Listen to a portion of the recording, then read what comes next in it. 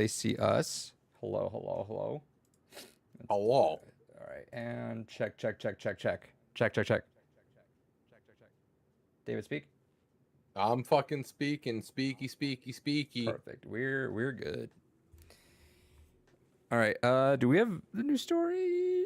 The only one that caught my eye was that Epic Games, while at the same time as laying off 800 people, also apparently haven't paid the Hadafor Burl devs in like 2 years.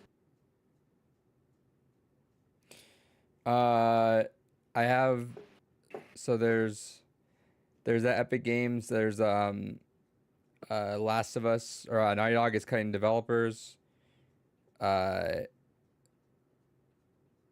then Overwatch League might be dead.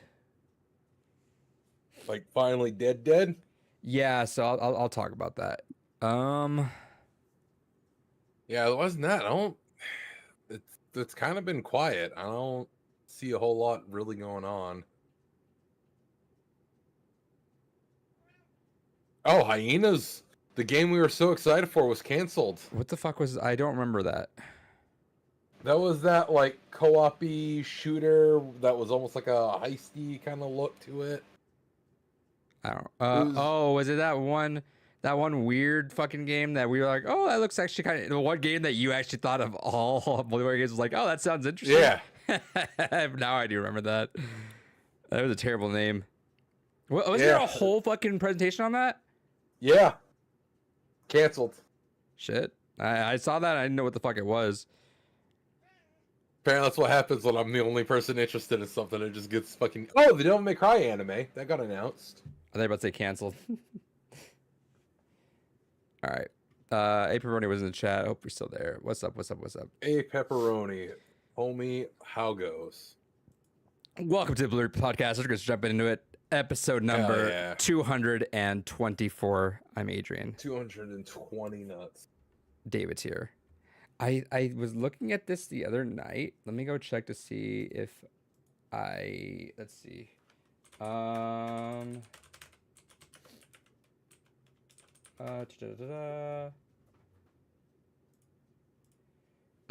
In 2 episodes, this is gonna feel fucking wild, David. In 2 episodes, it'll be 100 episodes since you, me, and Gore ate that Pocky 1 chip. Oh yeah, that Amazon was having to refund people. Yeah, can you believe that was 100 episodes ago? No. Time fucking flies, brother. We're gonna be saying the same thing when we look back and we go, "Oh man, can you believe it's been 100 episodes without Gore?" Sad. That is a bummer. I do like as everything went. I do miss talking to him. I mean that's always how it's been. Yeah, I mean, it's just kind of one of those things that I have no sympathy just because of how he handled the situation. But like, Yeah, we're all human. I don't care. I've dealt with worse. I mean, I still like him. I don't hate him, but oh, I don't hate him wanna talk to either. him. I wouldn't mind if he wants to drop in again. Sure, I wouldn't mind. Yeah, if you want, maybe one day if we could. Yeah, let's promise that right now. Let's promise his appearance right now. Yeah, let's promise right here, right now. The boys back together for Yeah. Near Replicant. Play your cards right. That'd be. I mean, I've opened that. We opened that door pre. When we had our talk with them, but like, I mean, it's still open. I didn't close it up. But yeah, Beyond Good and Evil and a new Ubisoft anime. Yeah, and then everybody's asked a rematch with the chip. They don't sell those anymore. No, because too many people were complaining because teenagers fucking. They were selling those at the gas station, which is ridiculous because like kids are gonna buy those, like just young kids, and those things will fuck you up. Like that, my stomach was killing me, and I didn't drink any water that whole afterwards. And I made it the whole episode. Afterwards, I laid down, and I remember telling the stories. I laid down, and my stomach fucking hurt. Like it hurt. And I looked up online, like Pocky 1 chip stomach pain, and one of the first Reddit comments I got was, "Hey, yeah, I ate this chip 3 months ago. I had pain in my stomach, and I still have that pain in my stomach. It's never left." I'm like, okay, I'm gonna go vomit that. So I did. So If it didn't have that, sure, I would try it again. I like fucking myself up like that. It's funny. Um, but how you been, David? I here's the I watch podcasts where they always do that thing like, hey, how are you doing? I'm like, it's such a that's bullshit. You guys aren't actually asking that. You guys are like, oh, I hate when they brag. I said, hey man, how are you? It's like, no, you guys are talking. You guys are doing audio checks ahead of time. Like, come on, like why are we being inauthentic on a podcast? It comes off kind of cringe. But we literally, like, David hopped in and we might say something ahead of time, but we don't.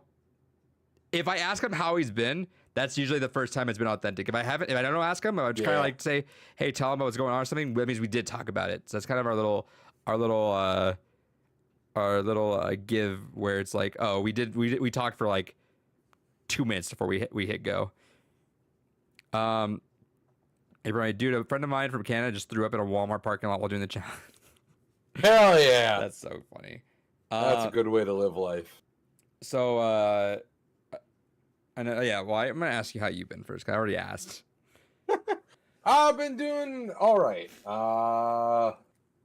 Just been working. That's about it. I worked and I finished RE7. We'll get to that when we talk a little bit about what we played. I have put myself in a situation, so I'm trying. I swear to God, I know I've started games gone by off fucking terribly, but it's been a cascade of nonsense. I didn't tell you this, and I'll tell you it's a little businessy, but I kind of don't give a shit.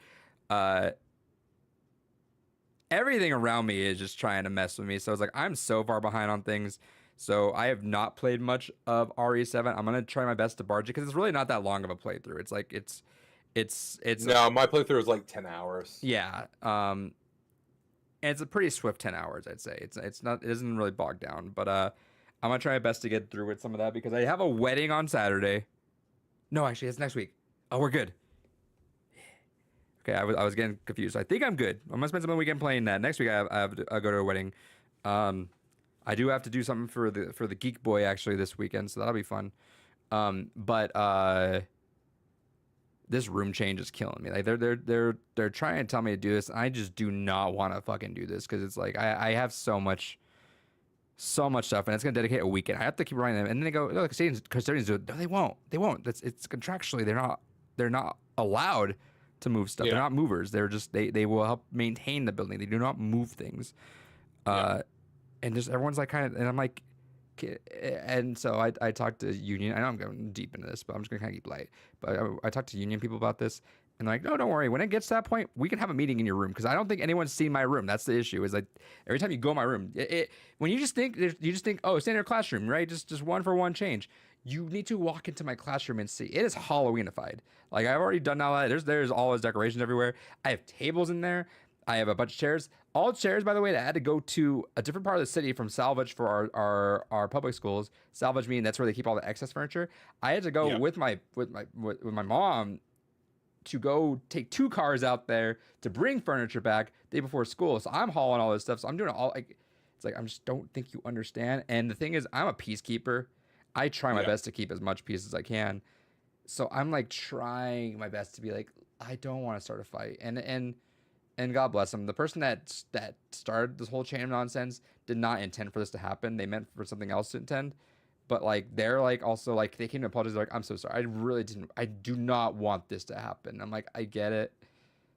But I'm like, I need to talk to someone. Like I'm trying my hardest because I have a pretty good like image at work where like I have like no enemies. I don't know how long I could say that for because like I've done my best to like maintain the peace.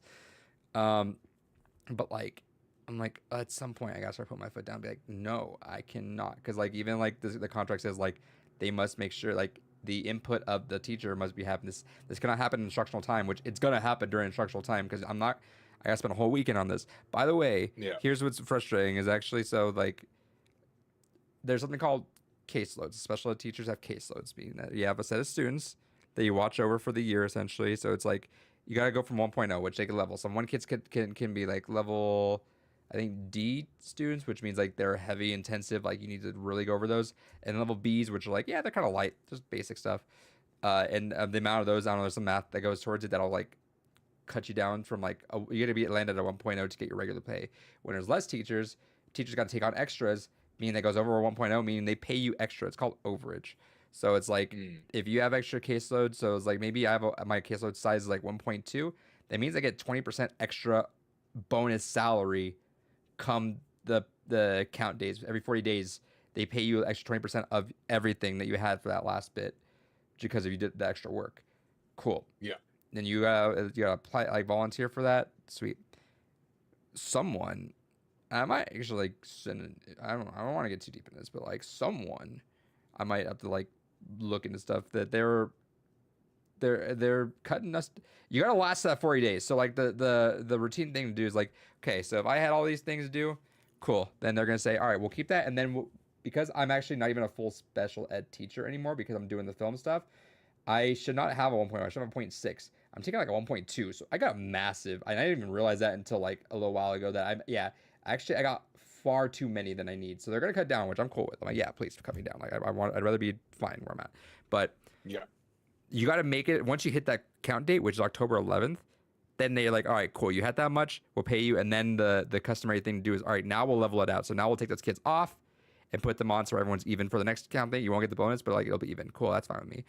There's a big pull to yank that under the rug from us. Be like, we're not going to pay you. We're going to pull the kids off your thing now so they don't pay you. And that was told to me in passing, like towards the end of the day. And I guarantee you there's about to be a war headed because it's like, that's a lot of work that teachers do to not get paid for. And I'm like, uh-oh. And that's a lot of money for me too. That I'm like, yeah. Let's see how that rolls because it's gonna be very bad because they mandated it. Like they even like our boss just like did that and they're like, hey, this was not us. We swear it was the people above us. And we're like, uh-oh, it's gonna be a war. And I'm just like, please just give me a break. I'm so behind on grading because when I was out with COVID, I'm so behind on all that. And tomorrow is testing. I got for the first year ever. I am just a hall monitor, meaning I just sit down in the hall, make sure no one's causing a ruckus. So I'm like, cool. I'm gonna sit outside and fucking grade all day, so I can just focus on grading, which will be fucking nice because I am so behind. But I will say the plus thing is I forget if I mentioned we're doing a student film, but I'm trying to set the tone. I've never directed, but because we have a bunch of kids that I don't think quite realize the levity of things, where it's like when drama happens and they're like when the drama kids have to put on a play.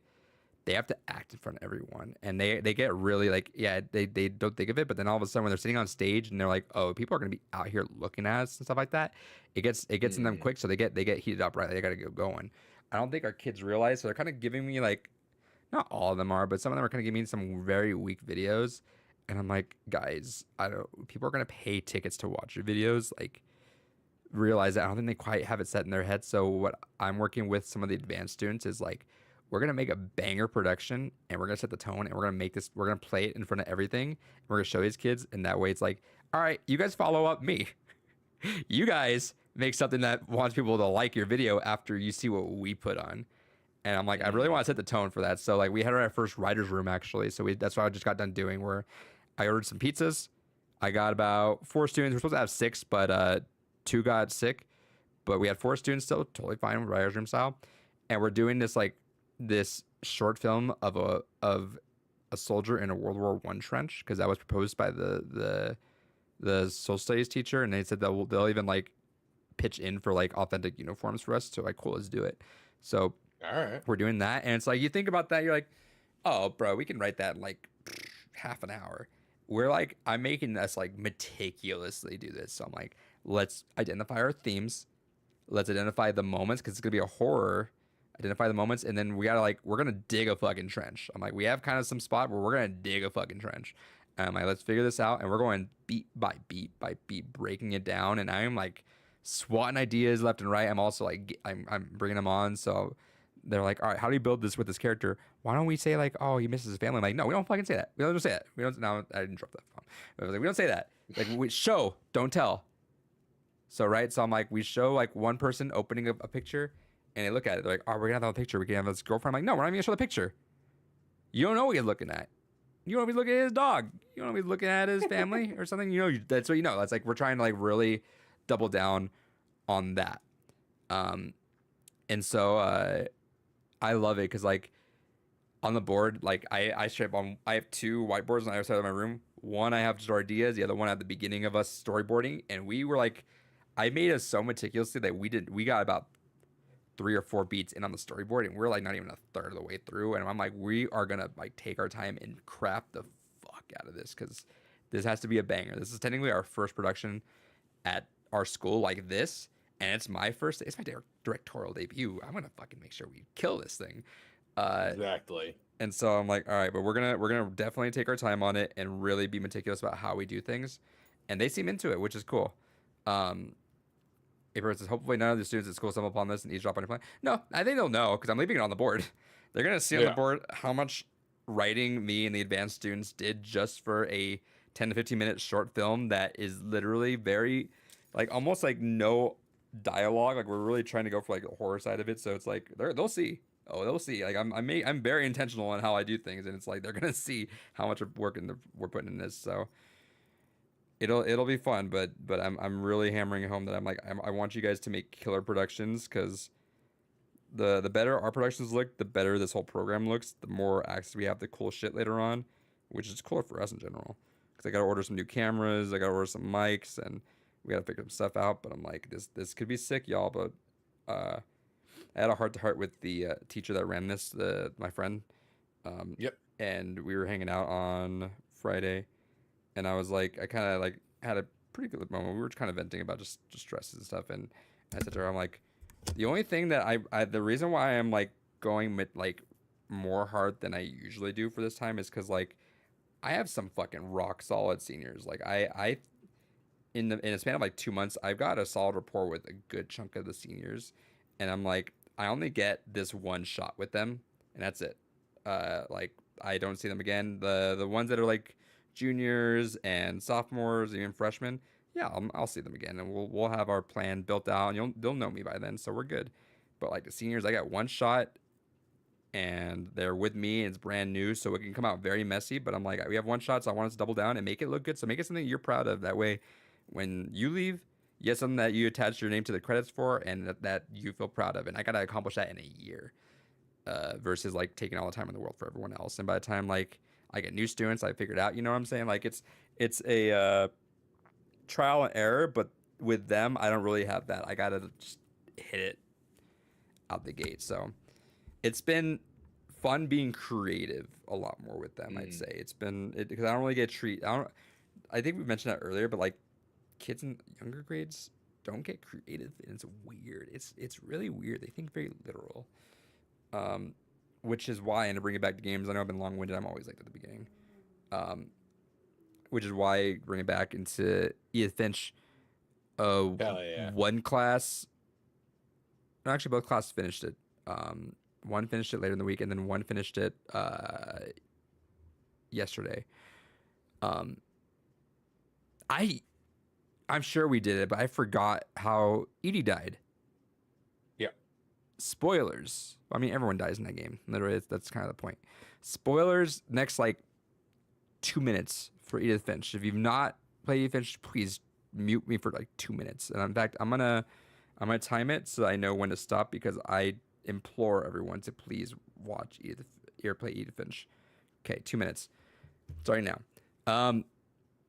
I forgot that she died because I the surface level brain, you just think that they meant when she was gone, that she just left. You think that she just like went on and moved, and it's not until you reanalyze the beginning that you're like, oh shit, no, she dead. She dead as hell. Yeah. I guess they had a cut moment where they said like, and that's where Edie was found in last thing in her chair or something like that. So they cut that, which is good because I like the implication of that. But like, yeah, you don't really think of that moment, and it hits you, dude. Like that moment is so harsh and brutal, especially like the silhouette you see. It's really that, dude. The last 20 minutes of Edith Finch really want to fucking destroy you. Yeah, it is wild. You go from Lewis to Edie to Dawn to, and I won't even say the rest after that, but like, it's wild, dude. It's fucking rough.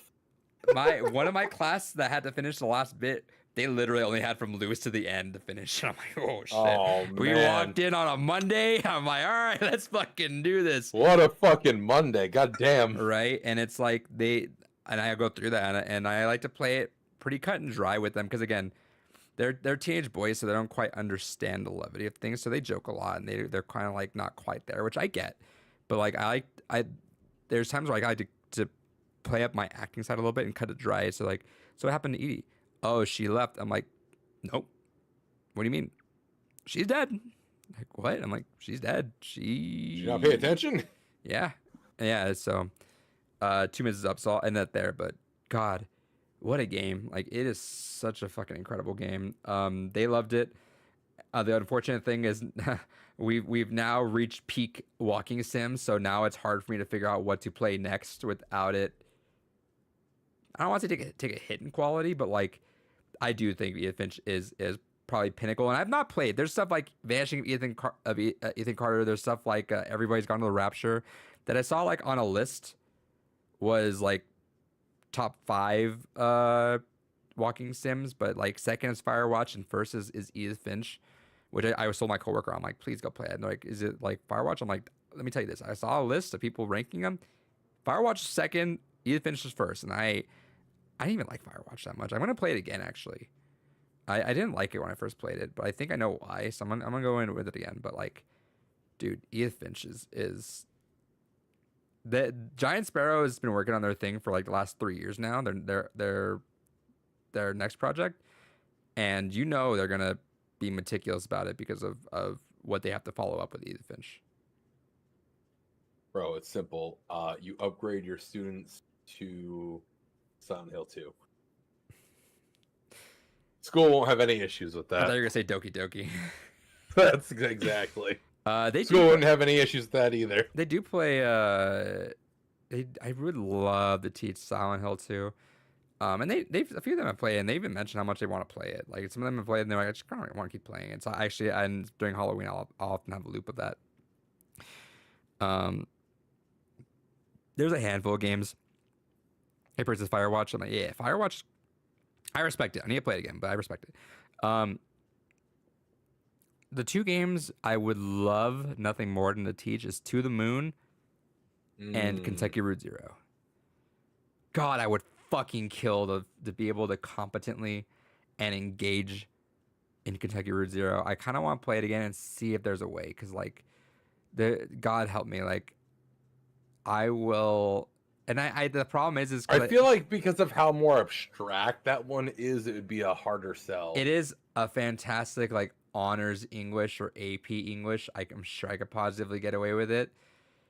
General ed, maybe. Special ed, I gotta fucking sell my goddamn soul, like heart and nail, and really like the thing about special ed is like you gotta be meticulous in your approach. The same way it's like the opposite end of like AP, where like you gotta be meticulous in how you approach things, which is why I disagree with a lot of ways people teach special ed, where they teach it very much like, well, statistically and tests do this and this. I'm like, no, like they don't like that. They don't do well with that. Therefore, let's do other things and get them. And sure enough, like they're grasping foreshadowing because shout outs to Hazen Games, Zach there, he like had to mention that quote where they had that quote from Edith somewhere in the middle. I'm not going to say more because we're past the spoilers, but like there's a quote from there that kind of foreshadows what's going on later on, and it's really cool that way. But like, God, Kentucky Route Zero is just pure poetry. I don't know, man. I am so excited. Oh, we do have to mention that I have done it. I have not done it. I am in process of doing the thing, which is I have taken out Twin Peaks and I have put it into my saw player. your tweet on that. I have gone through. So is it? I can't tell because I can never tell sometimes because I hit play all. How long are episodes? The pilot episode's like an hour and a half, but then the rest of them are like 40-ish to 50 minutes. Okay, so the first one's like a movie. Yeah. Okay, because I got through the pilot. Now, here's what I'm gonna say. And I need your clarification on this because I'm. Is the intro tame? What's the context you're asking the question in? I've been so. Let me say this, David. Go onto your computer right now. Go to YouTube. All right. Search up the Nine Inch Nails music video. Came Back Haunted. Here was the straw that broke the camel's back. It's been 10 years since Hesitation Marks, and I think the album's really good. We talked about this last week, actually. I think I might mention this because I remember I talked about this last week. There's their music video. Shouts to the epilepsy. I hope you don't have epilepsy. No. The music video is it's because it's directed by David Lynch. It's very abstract. It's very fucking weird. And what do I hear? There's some sort of connection to Twin Peaks because there was originally supposed to be some music written for it, and this and that. And everyone's like, wait a second, this could tie it to a character because this and that. I'm like, all right, that's fucking it. I'm over this. I need to fucking just do this already. And I'm looking at it, it's weird. It's fucking weird, right? There's like an image, there's some weird shit going on. It's abstract. It's that good shit, David. It's that shit that happens to me. It's the plague. It's like, hey, I like this weird shit. This is cool. Everyone's like, you ever heard of Twin Peaks? I'm like, yes, I've heard of it. I've not hit weird shit in the pilot because it feels tame. And now one thing scared me off was because I'm like, what order do I watch this in? Because I have the movie as well. Everyone goes pilot, season 1, season 2, movie, then the return, right? Yeah. Okay. Yep. But then I was reading someone that kind of had an FAQ about it, and they're like, what if I'm not sold on the pilot? Right? Then stop watching because a majority of people consider like the pilot one of the greatest things that was made about it. And I'm like, that's okay. Thank God, because like I got scared by that because I'm like, the pilot is not the level of weird that I've been getting with everything that I've loved, which is like bizarre things like that music video.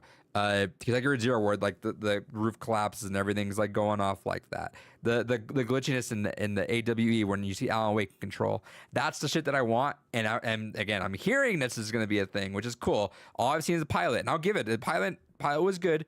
Didn't give me any of that vibe. They give me some weirdness, right? There was some acting weirdness. So I'm like, all right, I could see semblance of everything that I'm going with at the beginning, but I feel like it's gonna be a progression to get to that craziness. Yes, it's a slow burn. Okay, good, because that comment scared me. Where I'm like, please don't say that, because if it's like this tame the entire way, then I think I've been misguided heavily. No, without spoiling anything, just talking about the tone and everything directly. The first few episodes are very much to get you into the mindscape of everything. Because you can't be that weird on CBS, right? You can't be like that weird out the gate. You have to kind of feed people into the weirdness.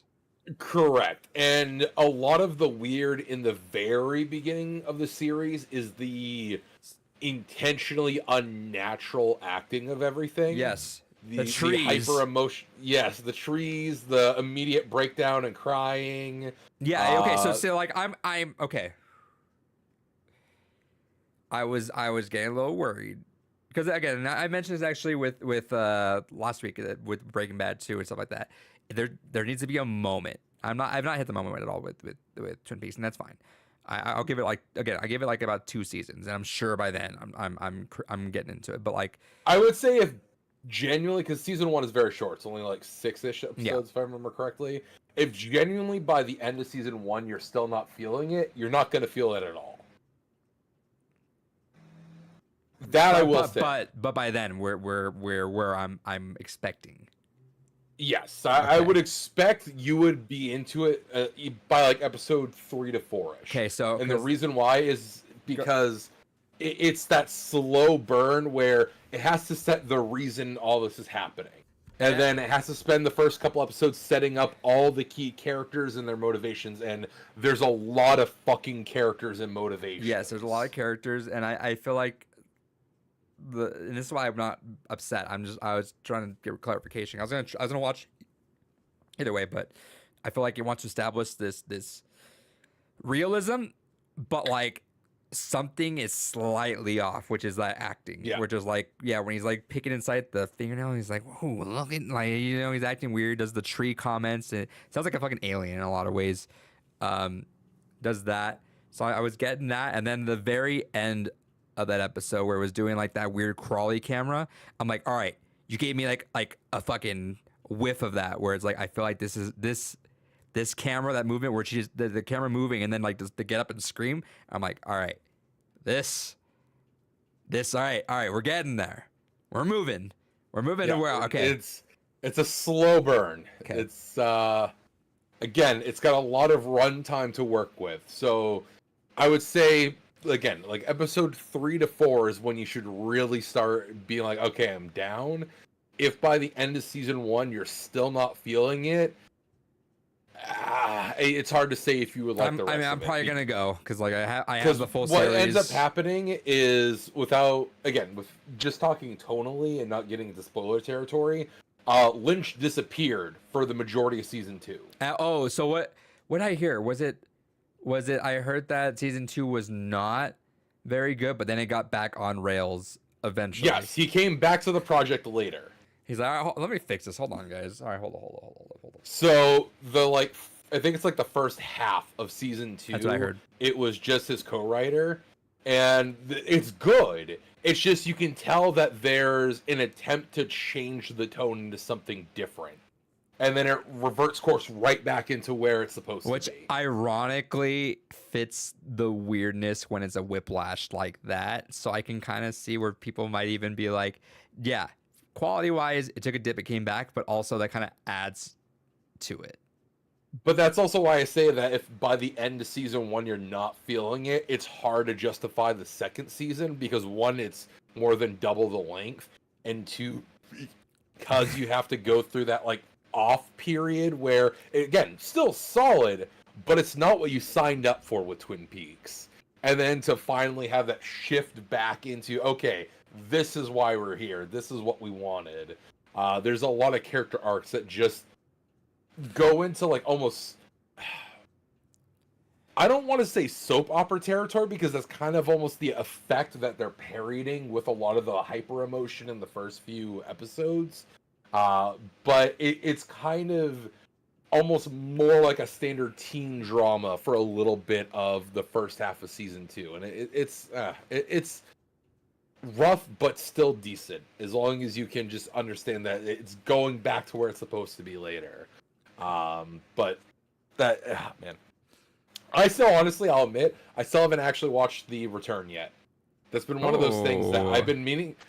When it came out, I was like, oh, I want to watch that, but I'll wait till it comes out on a Blu-ray set, and I'll grab the Blu-ray set. Finally got into getting the Blu-ray set, and a buddy of mine was like, hey, I've been meaning to watch Twin Peaks. I'm like, cool, let's get you caught up. By the time I got them caught up on Twin Peaks, so we could watch it side by side and kind of get each other's thoughts on it as we were going along, other things came up. And then Leah was like, hey, I kind of want to get back into this. So I'm like, perfect, let's get you into this. And so we've been slowly going through Twin Peaks as well. So now it's like, all right, I got to wait until she is caught up before I can go ahead. She had only ever seen season 1 and thought it was fine. And I was like, no, but like, give it a chance. Because I feel like now she would appreciate it a little bit more than back then. Where's she at now then? We are almost done season 1. Almost done. And then almost done season 1. We got like 2 episodes left. How often are you guys watching these? We break them up quite a lot, just because it is a dense watch.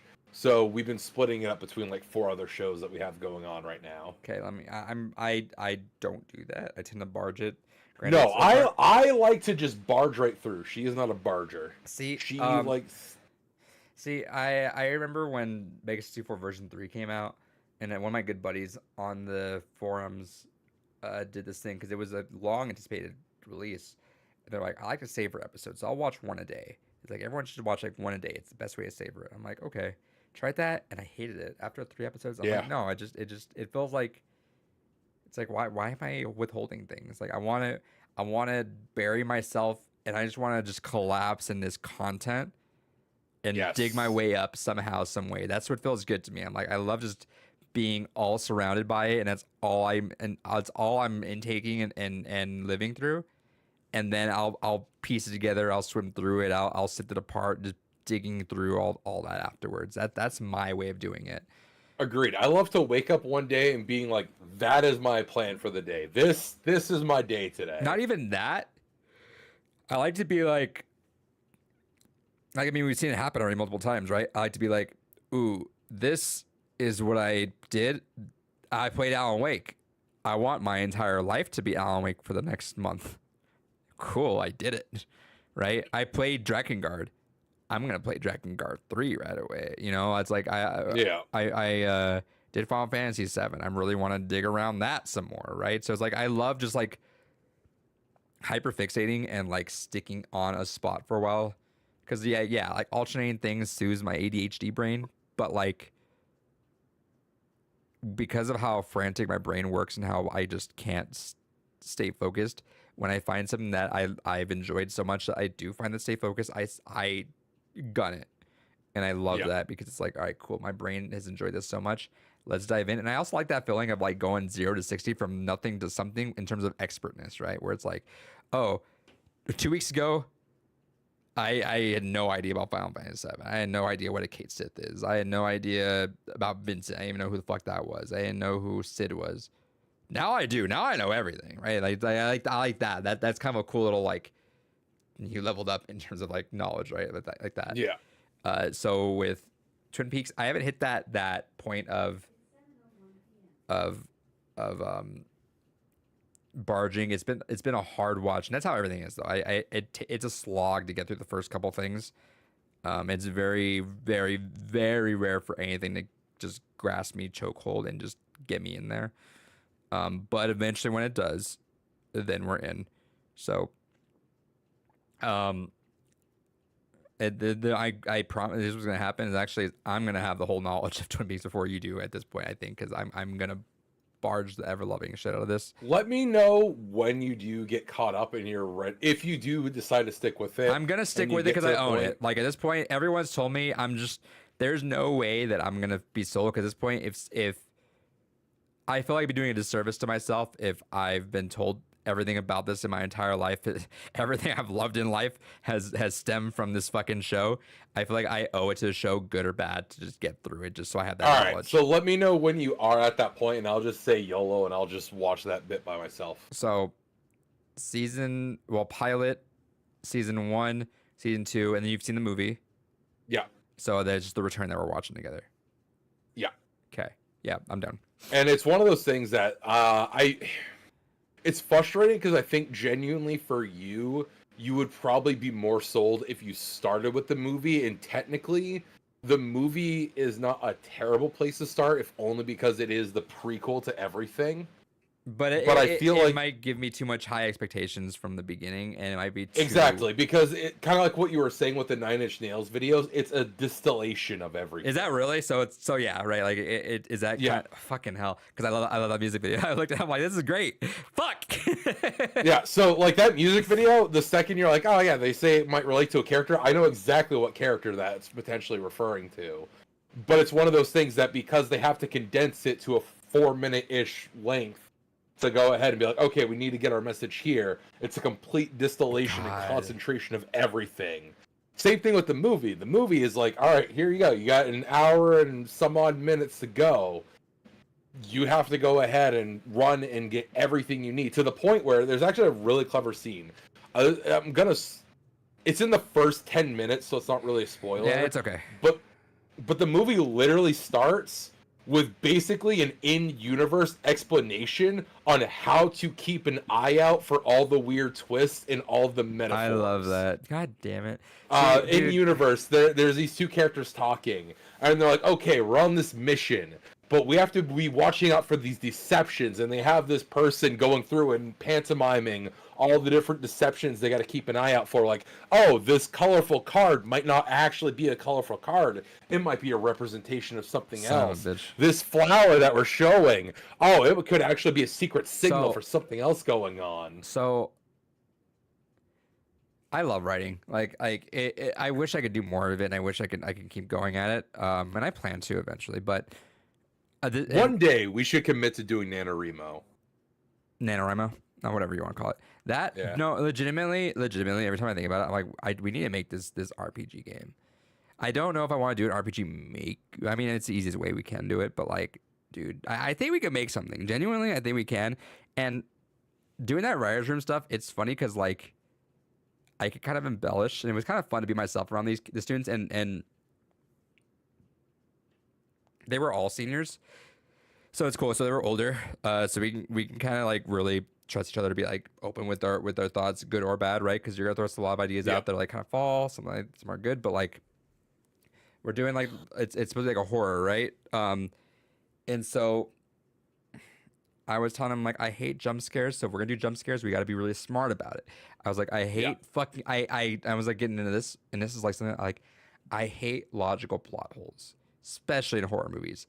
I hate when there's a dumbass like moment, because it's like, why would you not do that? I get there's a sense of humanity in things where you just make dumb decisions, cool, but like I'm like I will avoid as a director avoid as many reasons as to why. Is because at the end, that's all I think about. Is sometimes at the end, I'm like, why didn't they just do this? Could have saved the entire movie. So I'm like, we're gonna try our best, and I even made like a list. I'm like, here's our plot holes right now. We need to fix these. And like, there's a point where it's like, why don't we have? Because we like, there's two characters, one's gonna die, and I love the thing where it's like they're just gone. Like you don't want to like make us. I'm like, no, because especially in war, and like we mentioned this on Final Fantasy VII, sometimes stories end. Not ever. No, the mass majority of people in the war do not get a good ending. In fact, No. they don't. Like, there's no heroic. There's the very rare is that a thing. There's no neat bow saying, "All right, you're done. Go on." Yeah. So, and I'm like, and I love sudden shock. Sudden shock is the best way to do things. I think where it's like, all right. So I was like, 1 second they're there, 1 second they're gone. And they were like, yeah. I'm like, yeah, let's do that. And I'm like, real quick, spoilers for the newer Suicide Squad movie here in for the next like solid 2 minutes. We'll time it as well. Yeah, here. let me time it. All right, let me know when you have the timer ahead. going. All right, like that. Honestly, it's one of those things that you kind of knew it was coming if you really followed that movie.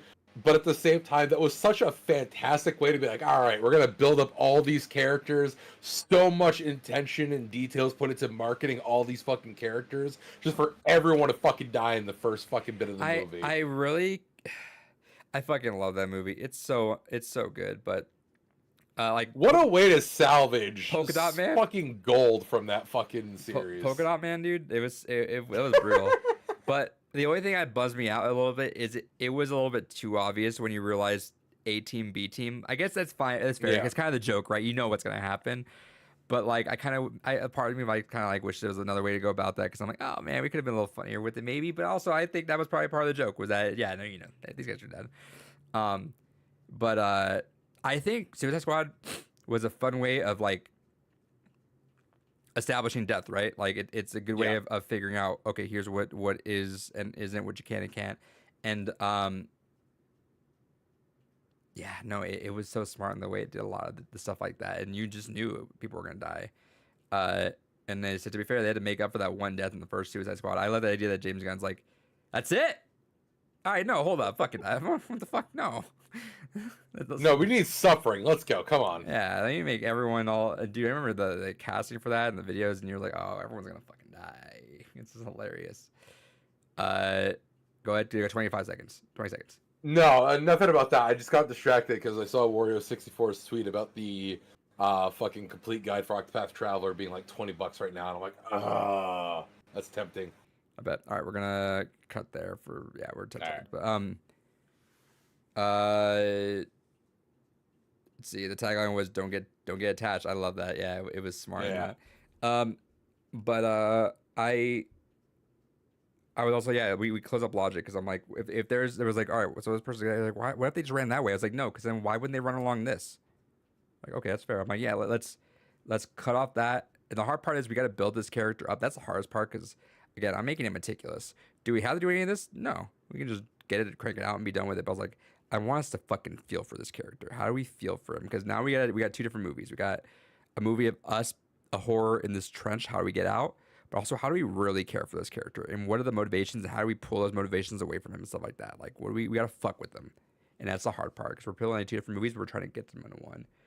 But I love the writing process and thinking about that. And then I would, like, I'm sure again, you telling me that is the shit I need with Twin Peaks. I just need that shit. I'm getting like flavored air of it. I'm like, all right, we're getting there, but it's not there. And I'm sure maybe in hindsight, people will like the pilot more when they go back out there. But then, all right, cool. Now it's fun to go back to the beginning. with all the context and everything. Because at the beginning, I'm like, again, like I mentioned, I'm not trying to say it's bad at all. It's not bad, but like I get hints of it, very very light hints of it.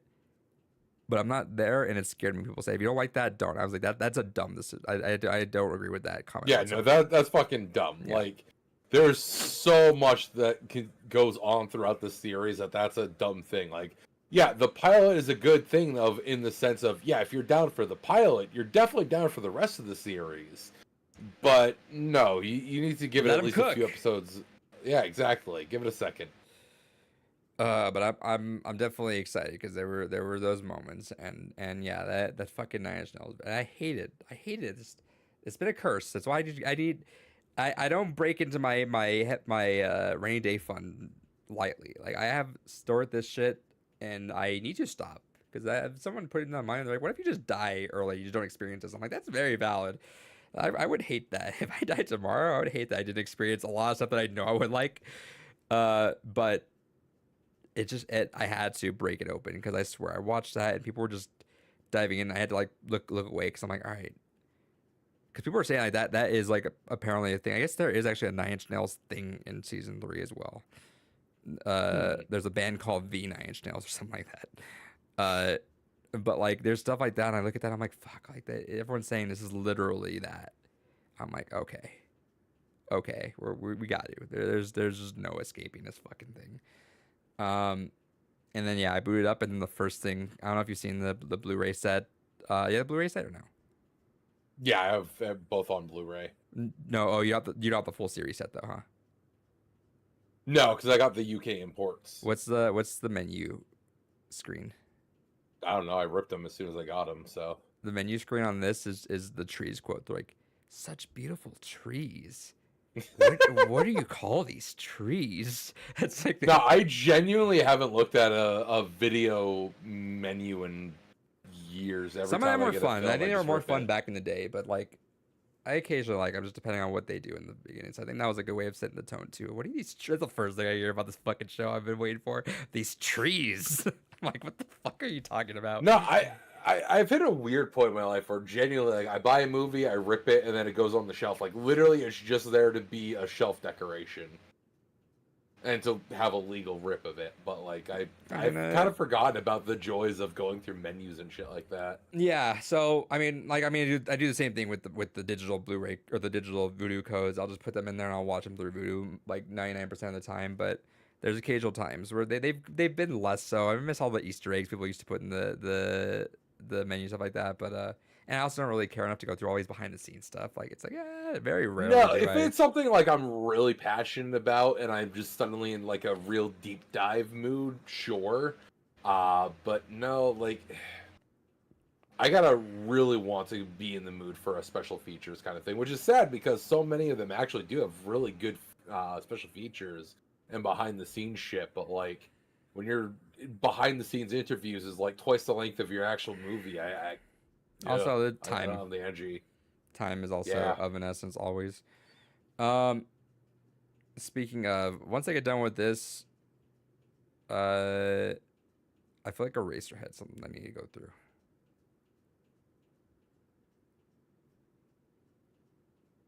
I fight with Leah about this occasionally. I adore Eraserhead. She hates it just because of art school. That's because fair. She had to go through it so many times. That's fair. So it's like, man, I want to rewatch because I've been wanting to do it for our podcast, Pocket Trainwreck there. And she just will give me a look like, please don't. Please. I'm so tired of going through that film. And it's like, oh yeah, you fucking art school kids go through some weird shit. All right. Yeah, but that's something I need to do as well. We'll have to see. I heard the new Saw movie was good, which is cool. Really? Yeah. Was it? I was gonna go watch it on Friday. My coworkers fiance was like, I want to go watch Saw, but my friend bailed. And I was like, I'll go, but then like someone else stepped up real quick. He's like, all right, we're gonna do this, and I was kind of broke. And I was only gonna go to Regal, so I'm like, nah, you go do your thing. But they came back, and I was like, how'd it go? They said they liked it a lot, like genuinely. I'm like, oh, Hmm. I need to go watch that. David, Yo. what'd you get this week? What did I get this week? 47 I actually minutes in. got I actually got a few things because my orders from the video. I'm staring at their sticker right now. The video games, whatever. VGP. Yeah, my order from them finally came in, so I got a few games. Got the Shadowrun Trilogy PS4 edition. Hell I yeah. was trying to hold out for the PS5 one so I could just straight up have the PS5 one. But I got impatient and I was like, fuck it, I'm just gonna jump on it while I can, because the PS5 copies I've been seeing going for like fucking $90. So it's like, I'll just grab the PS4 one and it has the PS5 upgrade, whatever. And then I honestly probably would have saved money if I just bought it used, but it was kind of one of those things that we were talking a lot about Vanillaware, and so it was fresh in my brain. And I got their release of the Odin Sphere. That's a bit harder to find used. It is a little harder to find used, and it's overpaid by a little bit, but it's not a lot. I found that GameStop used. Wild. Gross. No, I mean like I found it at GameStop used, and it was had the case and everything. Oh, I thought you No, meant it- like GameStop used, as in it was just loose. No, but yeah, it's wild. Like I don't know, I got it for cheap too. Hell yeah. Then I got this because this is a game I really wanted to try, and I didn't realize it had a sequel. So when I saw that its sequel and itself were bundled together with like crossover functionality, I was like, all right, fuck it, sold. And that's the Citizens Unite bundle of Earth and Space. So weird little quirky RPG series there. And I guess apparently if you play Citizens of Earth, you can cross over the characters into Citizens of Space, which is kind of neat. And then I got this That was a game I remember. just so I could. Oh yeah, I forgot it was a Vita game. Yeah. I got this just so I could have it sealed. I already have it on Switch, but this is honestly a game that fuck it, I'll buy it every time just because I still adore it, and truly it's a game that I think would be fun to revisit if we did do a Games Gone By rewind, and that is the Grim Fandango remastered on PS4. I don't think I can, but so I was organizing some of my Steam library to be like games for a classroom. In fact, I'll pull those up to show what I had, but Grim Fandango was one of them. And I'm like, I don't think I can do it just because too many puzzles. I might even just have them breeze past puzzles, honestly. Maybe just like, hey, here's what you do, because let's get. It does have that old school adventure game puzzle solving, which is does cool for the hamper it a little time, bit. but also like, I don't want to take away from that. No, even but- for the time, it was fucking heinous. Let's be honest. Sure. But because there's nothing logical about the puzzles. It's just like, how can we make this obtuse enough to make sure you waste time but are still engaged? Sure. Let's see. Oh, this is. Okay, hold on. I don't want to see just ready to play. How do I? Oh. Okay. But yeah, so I might just do that, but we'll see. 'Cause I also love Grim Fandango. What was I gonna say about that? You were saying with sealed games. Oh, I was looking into a visual novel because I've been in a little visual novel mood. I was like, after an RPG, I've been kind of wondering where to go. So I played, and I'm jumping a little bit ahead. Played a bit more Baldur's Gate. I'm just tapping the center of it, so I'm going through. Knack Games Gone By. I feel like it has to happen. If we land on April 1st someday, then yes, it will happen. But I actually found my video I was deleting some old screenshots because I have too many pictures, and I found a Knack meme. I was like, Jesus. But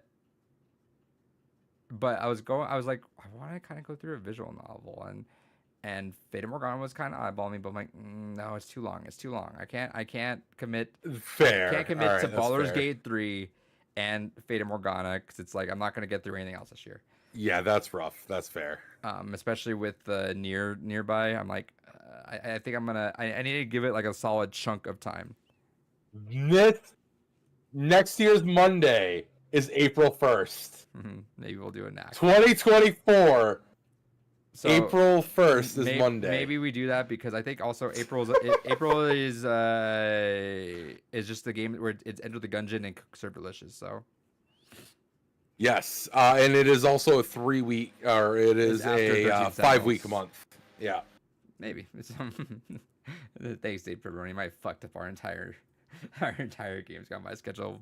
All these bangers in Knack because Knack's too good. That's why. True. But I heard Game of every year. I heard. I don't think you follow. Do you follow the dude that wrote Zero Escape? No. Okay. He wrote this game called Ever 17. Okay. And was that the PSP game you tried to have me try to track down a fan translation for at one point? Maybe because there was a 360 Japanese copy of this game. And I heard reportedly they're gonna make a remake of it. They're remaking it. I've heard, but because it's like a loss, like it is hard to do. And I really want to. I was really gonna ask you again because it's been a couple years now. I think I asked you like 2 or 3 years ago. I was gonna ask again if there's a way because I saw people. I get so. My cat has the weirdest places to hide sometimes. I see a bunch of instructions. I'm not gonna do it. So like, yeah. I looked and I was like, how to put this game on Steam Deck? And so I was like, oh, all you gotta do this. You gotta go through here. You gotta add this thing called this thing. You gotta do this. You gotta go into the root. You gotta change the file. I'm like, I'm not doing that. That is if you're doing anything not native, that is how you gotta do it because that's just Linux in general. Yeah, and I get that, but I'm like, I'm not gonna because part of the Steam Deck fun is I can just not do shit with it, which is nice. In fact, like actually, I put Tekken on there because I got kind of tired of booting Tekken on my laptop. So I loaded Tekken on the Steam Deck. Ran great. So I'm like, cool. And it works natively with Fight6 plugged in. So I had the dock on there. I'm like, cool. I'm just going to put Street Fighter, Tekken, and MK1 on there. But I might even grab like another micro SD next paycheck. Fighting game there. There you go. It's on there. Play that there so I could stop having to fuck with my laptop to do like add and delete because I don't have that much memory. It's all SSD. I hate having to go back. Yeah, I might at some point bite the bullet and try to upgrade the internal SSD in mine. I have the big boy one still, but I just also have the SD cards on it too.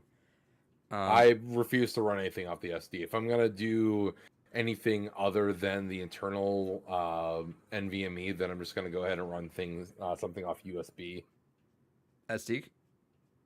No, USB. USB would have faster rewrite speed than SD. Oh, I see. Stable. Not SSD, not the S. Okay, I know where. Gotcha. Yeah, no. Okay. Yeah, no. It's actually not been bad. Have you done that? Have you run through SD? It's fine. I've done it on other platforms before. Have you tried it on Steam Deck?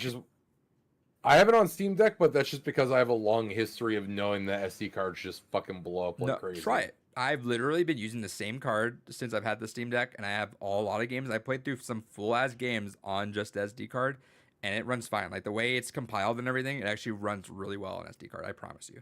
Just try it first before you do that and just see how it feels. I promise you. It's not bad. I'll keep, like, bigger AAA, like, big boy games on the SSD, but, like, every game that I've run on just the SD card has been fine.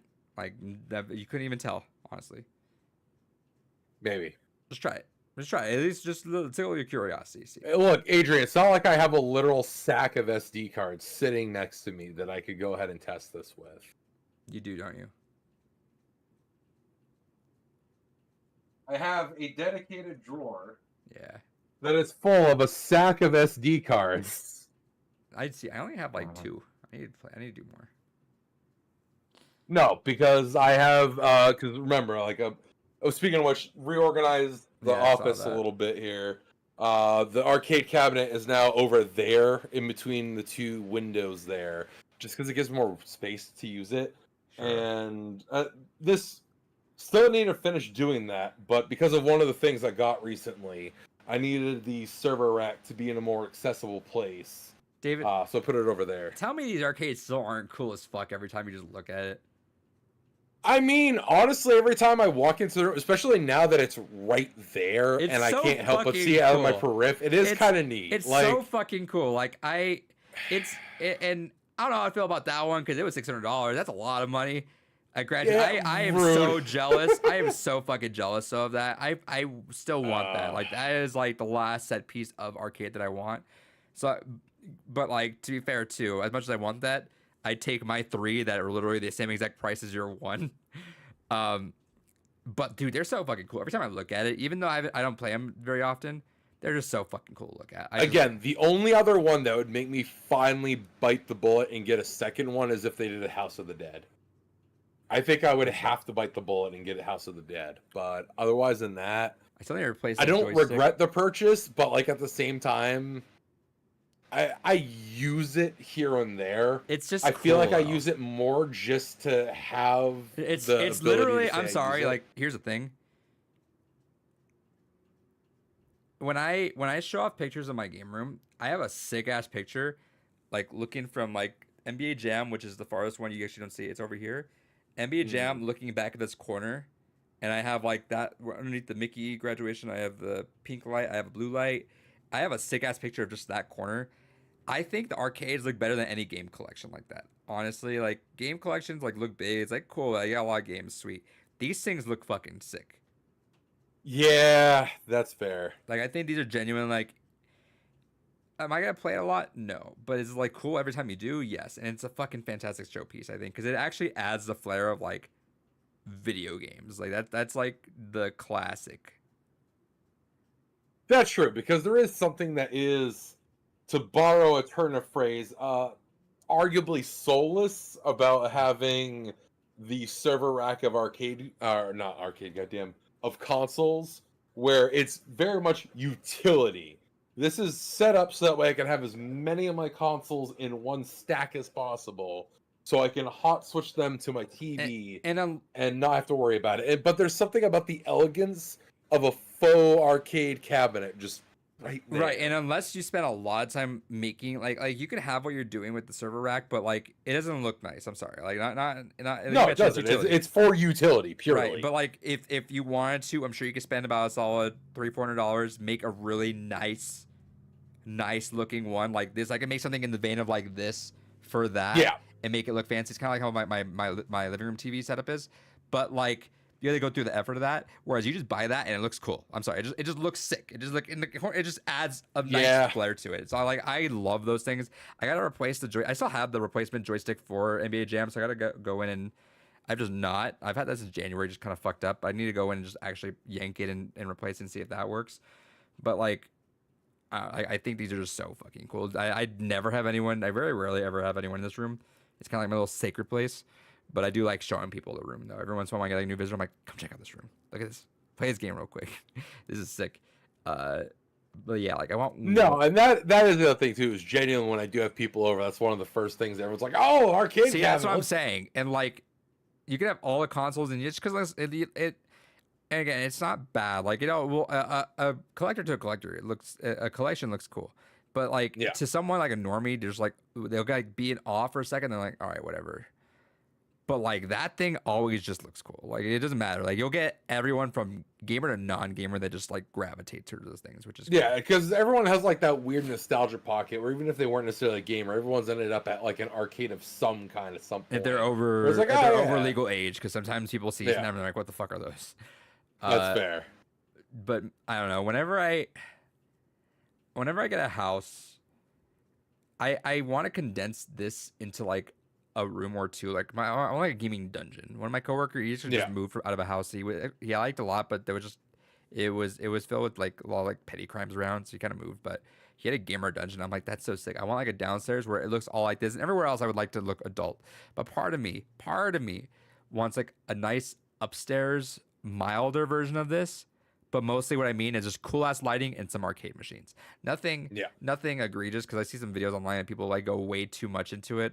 I think. Oh yeah, there was like one video I saw of this dude that literally just built a shed just for the arcade cabinets. Yeah, and then he's like, "Oh, look at my like $300 electric bill just for this fucking shed to keep running." I'm like, "Bro, why do you have them running all the time?" That, but also I hate when it's too cramped. So I see people that have like a gaming attic or something, and like you're going through, they like squeeze through to get to like certain. I'm like, no.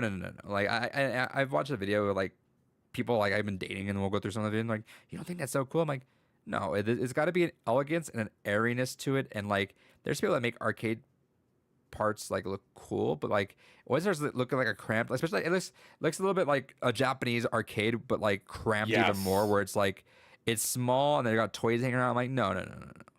All it's missing is the fucking cigarette ashtrays and just like 8 people with like lines of quarters. In the Right. So like cabinet. everything's getting a little cleaner here, but it's like there's an airiness to it that I need. I need like you to be able to like walk around and observe and leave. Yeah. I'm very meticulous in how I design things. And so when that happens, I don't like when it's clamped. When it's cramped in clutter, clutter is the clutter is the bane of my existence. I like once the collection gets to the clutter part, I'm out. I'm selling shit. I'm getting rid of it. That's like I think if we look back to old Blue Rubies when I had the background over here, you saw like in fact I'll show it now. It's actually not a fucking horrendous mess. Let's see. Room tour shoutouts. Hell yeah, Adrian time to be on Ghetto Cam. Okay, so like we can't really pull it that far, but like see there's my old shelf, the one that I had Yeah. right by there. And if you remember back in the old one, that middle shelf was like it had so much shit on it. It had all my figures, and I thought it was too cluttered. Like it looked nicer when there was a set amount of figures, not all of the figures. At that point, it looked like there was too much shit. And so like that's we mentioned this a lot. I hope we're not just regurgitating the same topic points, but like I've gone for quality over quantity lately, where it's like I don't want every collector's edition anymore. I don't want all these things because they look cool. Like that Dead Space helmet, I am bummed I missed that. Whatever. But like I don't need all those, so it's like I'm working with what I got now, and that's fine. Like even like my little Splosion Man thing, it's like I'm all the if I can find a good offer for that, I'm probably off with it. Why? Because it stands out a little bit too much, and it's a little bit too tall. And look, it's even covering up my John Wick now. So it's like there's just stuff that like I want to be the centerpiece and to look cooler, and that it is what it is, right?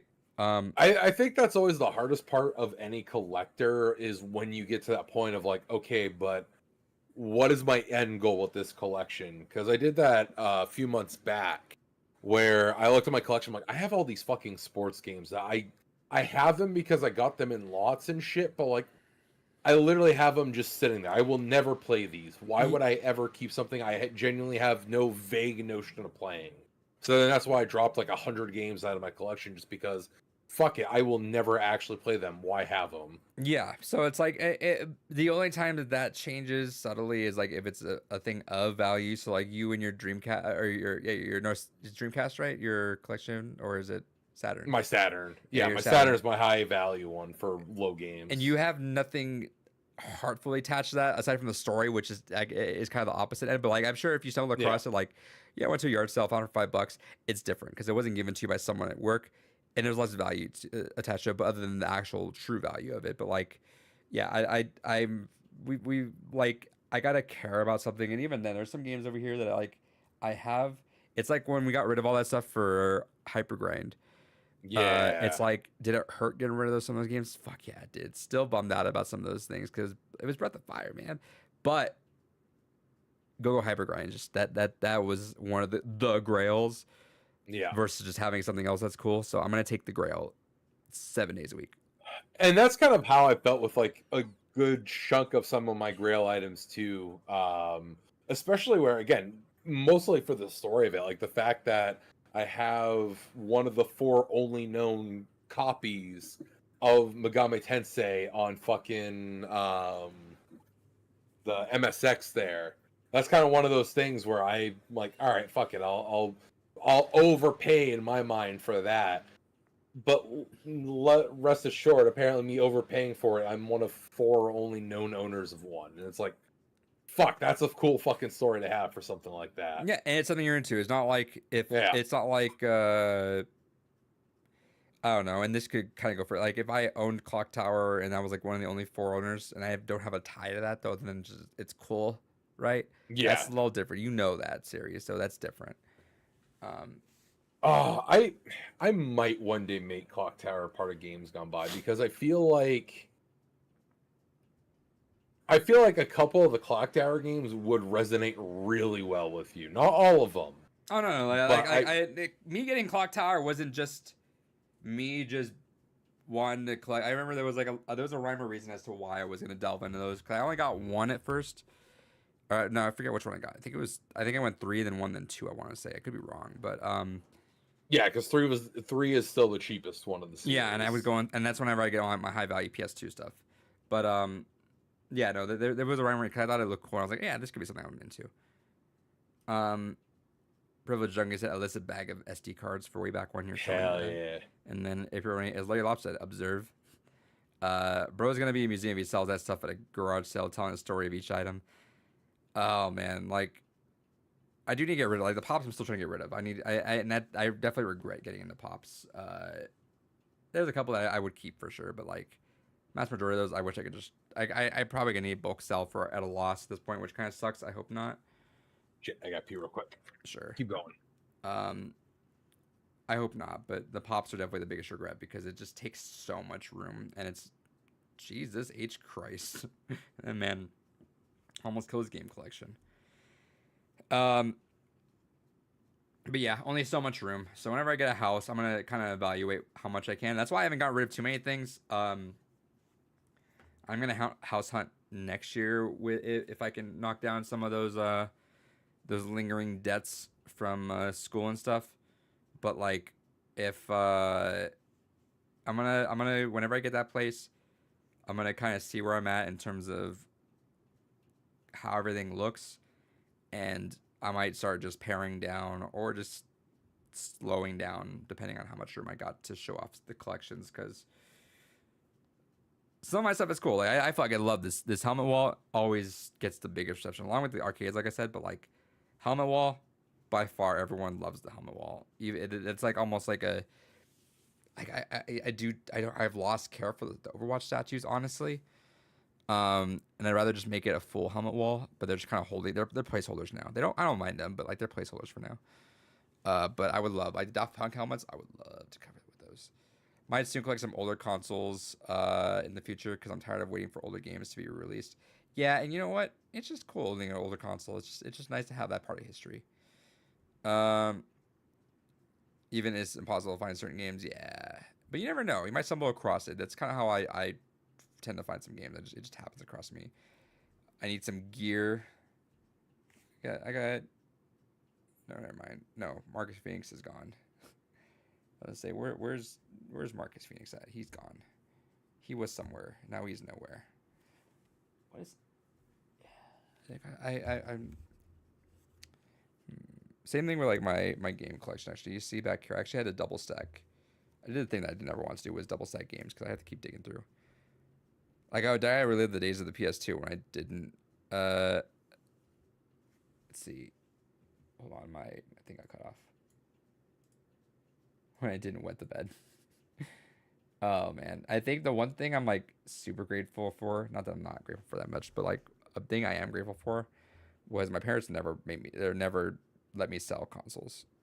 They were pretty strict about like, and I could have probably if I wanted to, but I wasn't. They were really strict on me trying to sell those, and it didn't really entice me enough for me to like. Eventually, I would work towards getting that game, but I was glad because like I still own my original Xbox, and that's super cool to have. I had my original 64. I had my original Genesis for a long time. I don't know where that went, but it's cool to have those. I did buy a new old stock PS2 vertical stand and controller recently. Felt so bad to unbox it and use it. Ooh, unboxing that? That's cool. Unboxing that stuff is really a time capsule, and I love it. I bought my NES not with the box, but like it came with like the manual and everything too, and that was fun. Those are super cool to have. Dang, when David gets back, I need to get some water. I am thirsty from how much I just talk my ass off these days.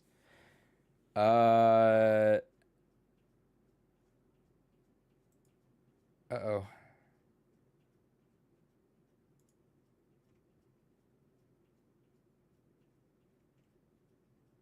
Let's see. I heard something got spoiled.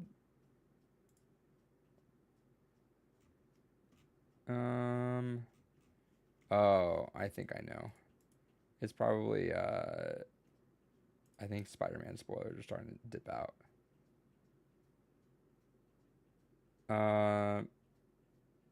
Any new news in the gaming space?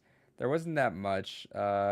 David and I have a couple of like layoff stories, and I guess Overwatch League is kind of one of those too. There's not that much, which is fine with me.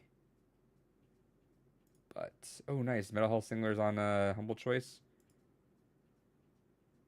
Spider-Man 2 leaks online. Okay, that's what it was. Shout outs to Neo. He got spoiled, which is unfortunate. That's a bummer.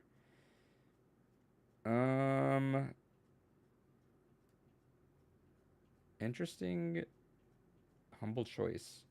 The Quarry, Metal Hellslinger, Dark Pictures, Rebel Inc., Spear of the Island, Lords and Villains, A Juggler's Tale, and Mr. Pepper. I've not heard of most of those. The Quarry, Dark Pictures are cool. I have them on PS5, which is unfortunate. And Metal Hellslinger actually is nice because I was upset that I missed out on that when it was on Game Pass. I had it downloaded, just never got around to it.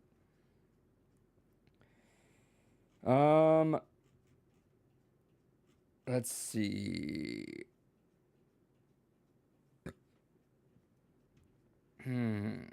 Oh, DSP has another reason as to why he's bad at Street Fighter. Interesting. There he is, the man. I'm gonna leave right when he sits down because I need to get some water. What would you put in the lineup for Game of the Year? Hold that thought. As soon as David sits down, I'm gonna grab water real quick. It's in my backpack. Confident question I tripped over earlier. Jesus.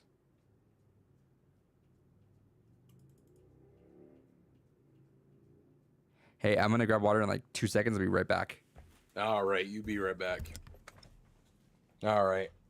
I'm gonna read through the chat as I have not seen the chat while I was away peeing. Bro's gonna be in a museum if he sells that stuff at a garage sale. Telling the start, yeah, 100%. I would love to honestly. If there ever was a day that we could have a proper like video game museum, and I know there's some attempts to do so. Honestly, being a curator for that kind of shit would be really cool. I might soon collect some older consoles in the future because I'm tired of waiting for older games to be re-released. Yeah, it's... The hard part about that is it depends on what consoles you're wanting to do. Because collecting for certain consoles is an abject nightmare. GameCube. So unless you're going to do like what I do and mod a lot of your consoles, it's such a huge money sink. I would not recommend anyone getting a GameCube. That's unfortunate because it sucks because unless such a again, fucking cool console, but like do not go into GameCube collecting. Not worth it. No, not collecting. If you just want the original hardware experience, buy a GameCube. GameCubes themselves are dirt cheap. In fact, you can even save yourself even more money. Get yourself one with a broken disk drive, mod it with an SD card reader like I have in mine, and then there you go, bam.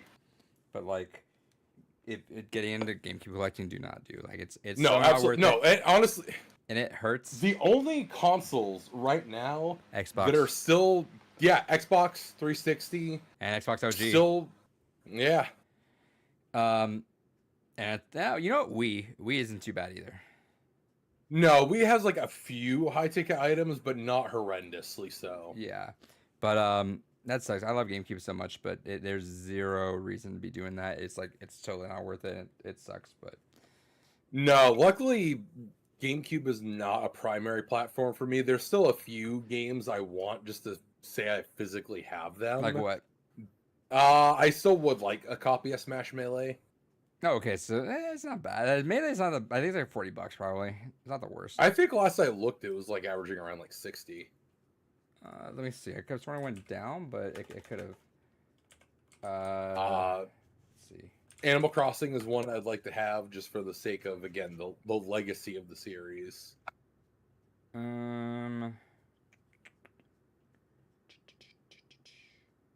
And then aside from that, the only other one that Oh, it's 60. Yeah, you're right. Yeah. Aside from that, the only other one at that point would be like Lost Kingdoms 2. And that one's still like sitting at around like 80 last I checked. Have you seen the new Humble Choice? Yeah, I don't like anything in it. I thought you liked Metal Hellslinger because I heard the soundtrack was at least good. No, I hated it because it's a Rhythm. rhythm game blended with other gameplay elements. And you're not a Dark Pictures or Quarry person, so GG's. Yeah. So this is like the first one in genuinely a long ass time where there wasn't at least one game that I'm like, hell yeah, I'm down for that. Right. It's unfortunate. April said, what would you put in the Game of the Year lineup this year? If we're talking Yes. general Game of the Year stuff, like not just my opinion, FF16, Tears of the Kingdom, Baldur's Gate 3, and if we're talking up until that now, like nothing that's come out because Spider-Man could be up there. What else are we looking at there? I mean, I'm missing a couple of other. I big mean, there's been a bangers. massive amount of I'm shit gonna that's look at been on this internet. Metacritic for this year. I'm missing some, I know. Games this year. Uh, Oh, Resident Evil 4 remake. Hi-Fi Rush could be up there. I think that could be a sleeper depending on people. Oh, Diablo. Street Fighter 6, Yeah. Sea of Stars.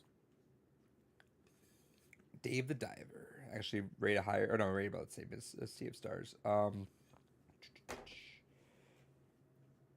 But if you had to pick 6 right now, Tears, Baldur's, FF16, Resident Evil 4, Street Fighter 6, and Diablo. I played like fuck all from games from this year, so I mean, I couldn't even. Do you play Ghost Trick? I played it way back when. Okay. I enjoyed it. I haven't picked it up on its re-release yet. That was a fucking. I did that in a goddamn heartbeat. I'll support that game any day. Metroid Prime Remake got 94. Hell yeah! I mean, it was already a 94 to begin with, so You ever played the Case of the Golden Idol? no, You should. never heard of it. That's one of my like top games last year, October 13, 2022. It's like it's a puzzle game where everything is like it tells like a whole like long story from like I'm talking like a generational story it tells like it's a mystery.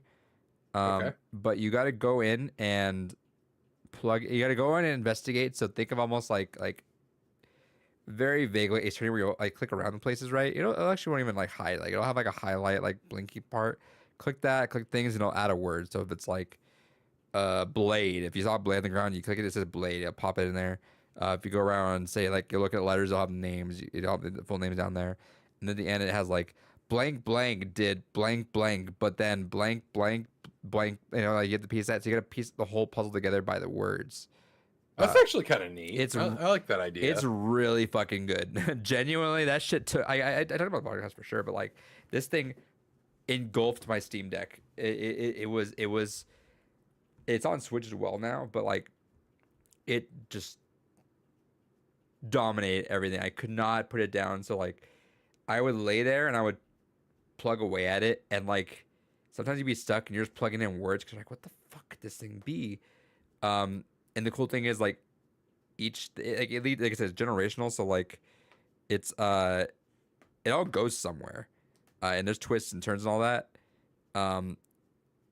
With the end being a culmination of everything, which is super cool. Where it's like this person did this person, which led to this person doing that, and that person getting killed by this, and this person it's so fucking cool way it pieces together. Actually, I think there's 1 or 2 DLCs for it now, but I need to play those.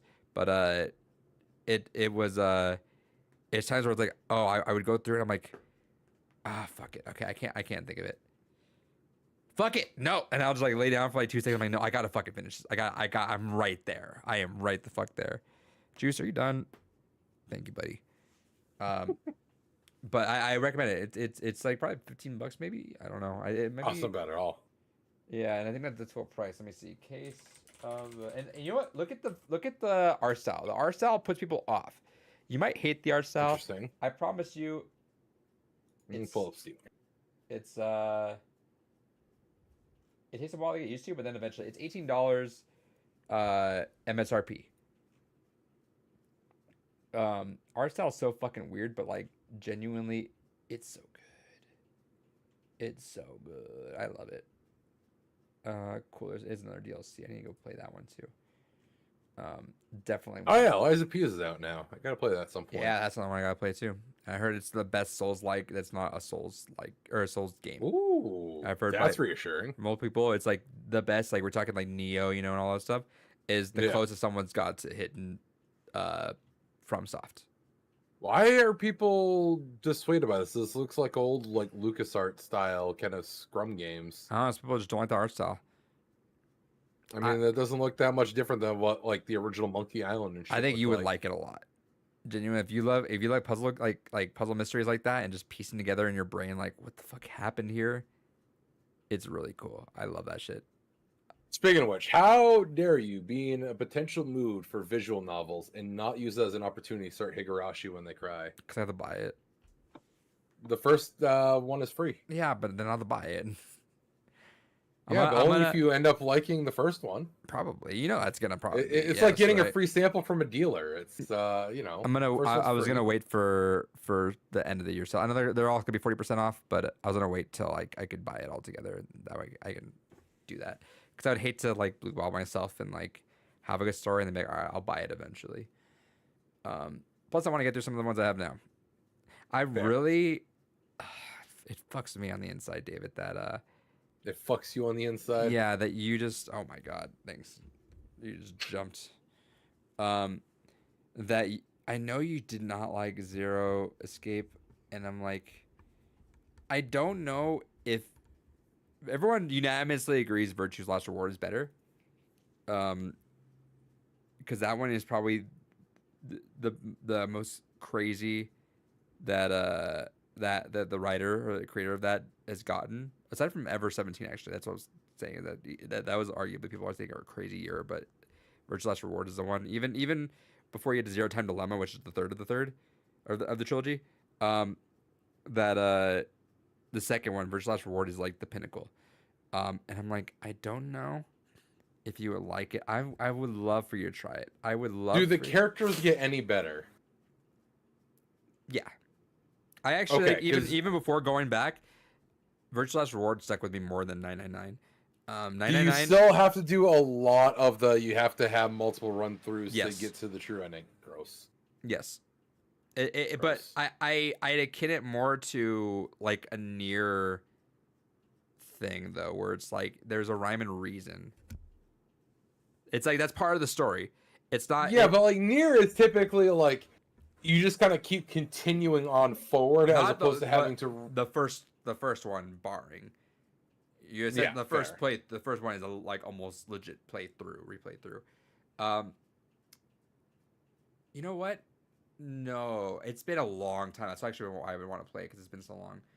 I have to also convince myself to play it because like part of me I'm like I don't remember a lot of that game. I just know I loved it, and I could be playing other games that I need to get through.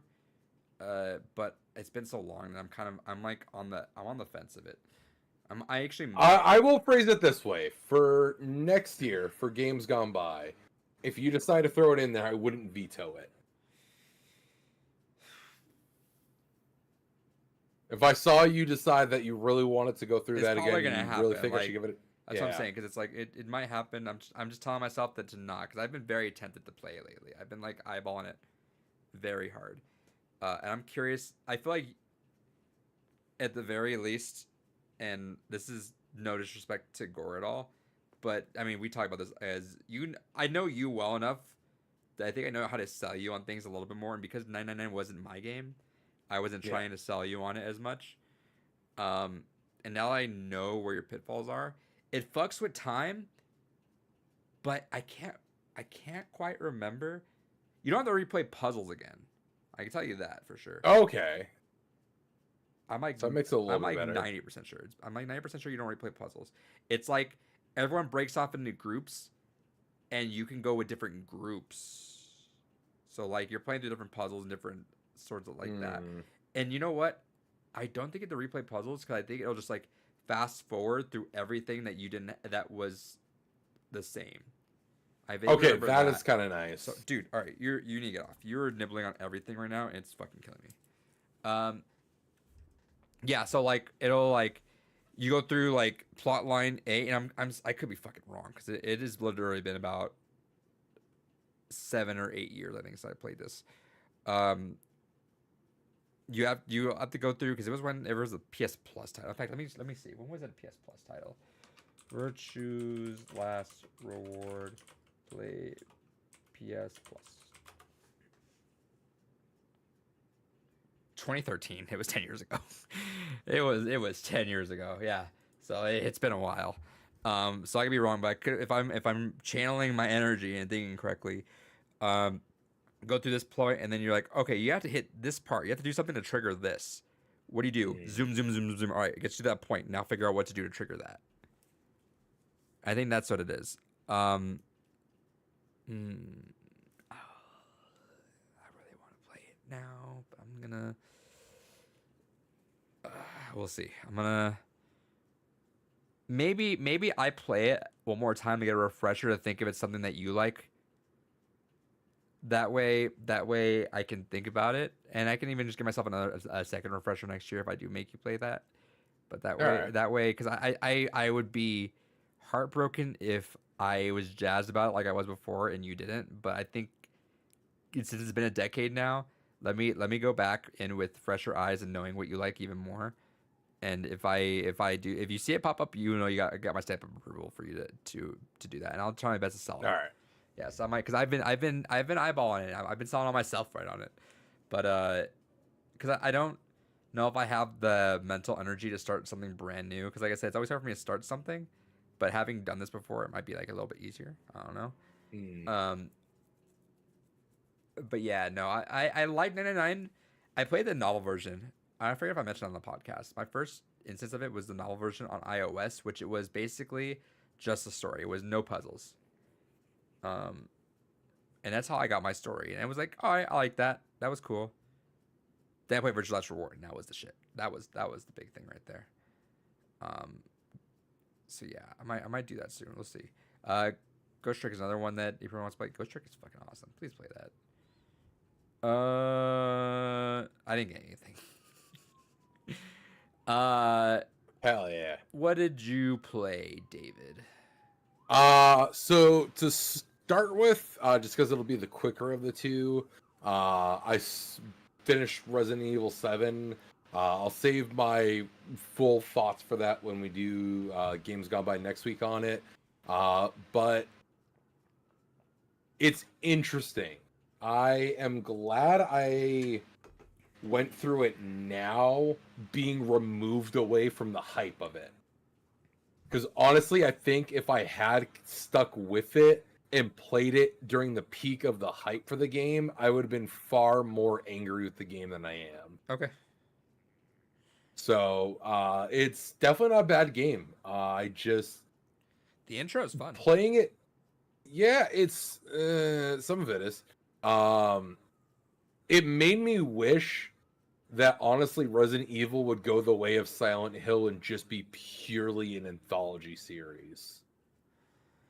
Okay, and you know what? I have not been spoiled about anything. Like, obviously, I know about something about Chris, but that's all I know. I don't even know what the context is, but I could see that because it.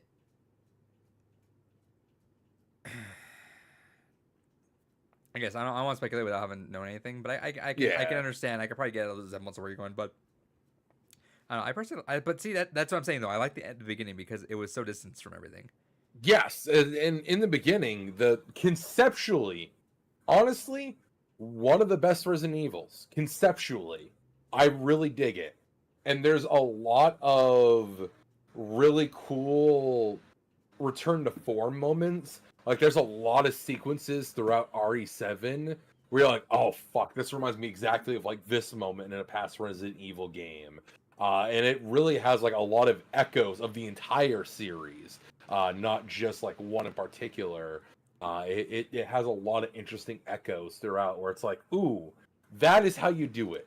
That is how you have a lot of gameplay and aesthetic homages to your history while still doing something fresh. Sure. But there is enough of that legacy weighing it down that I kind of was disliking it at certain parts because of that. But all in all, I am glad I finally finished it. I am also glad we decided not to do the DLC because by the end of it, I had zero fucking interest in doing anything else with the story. Okay.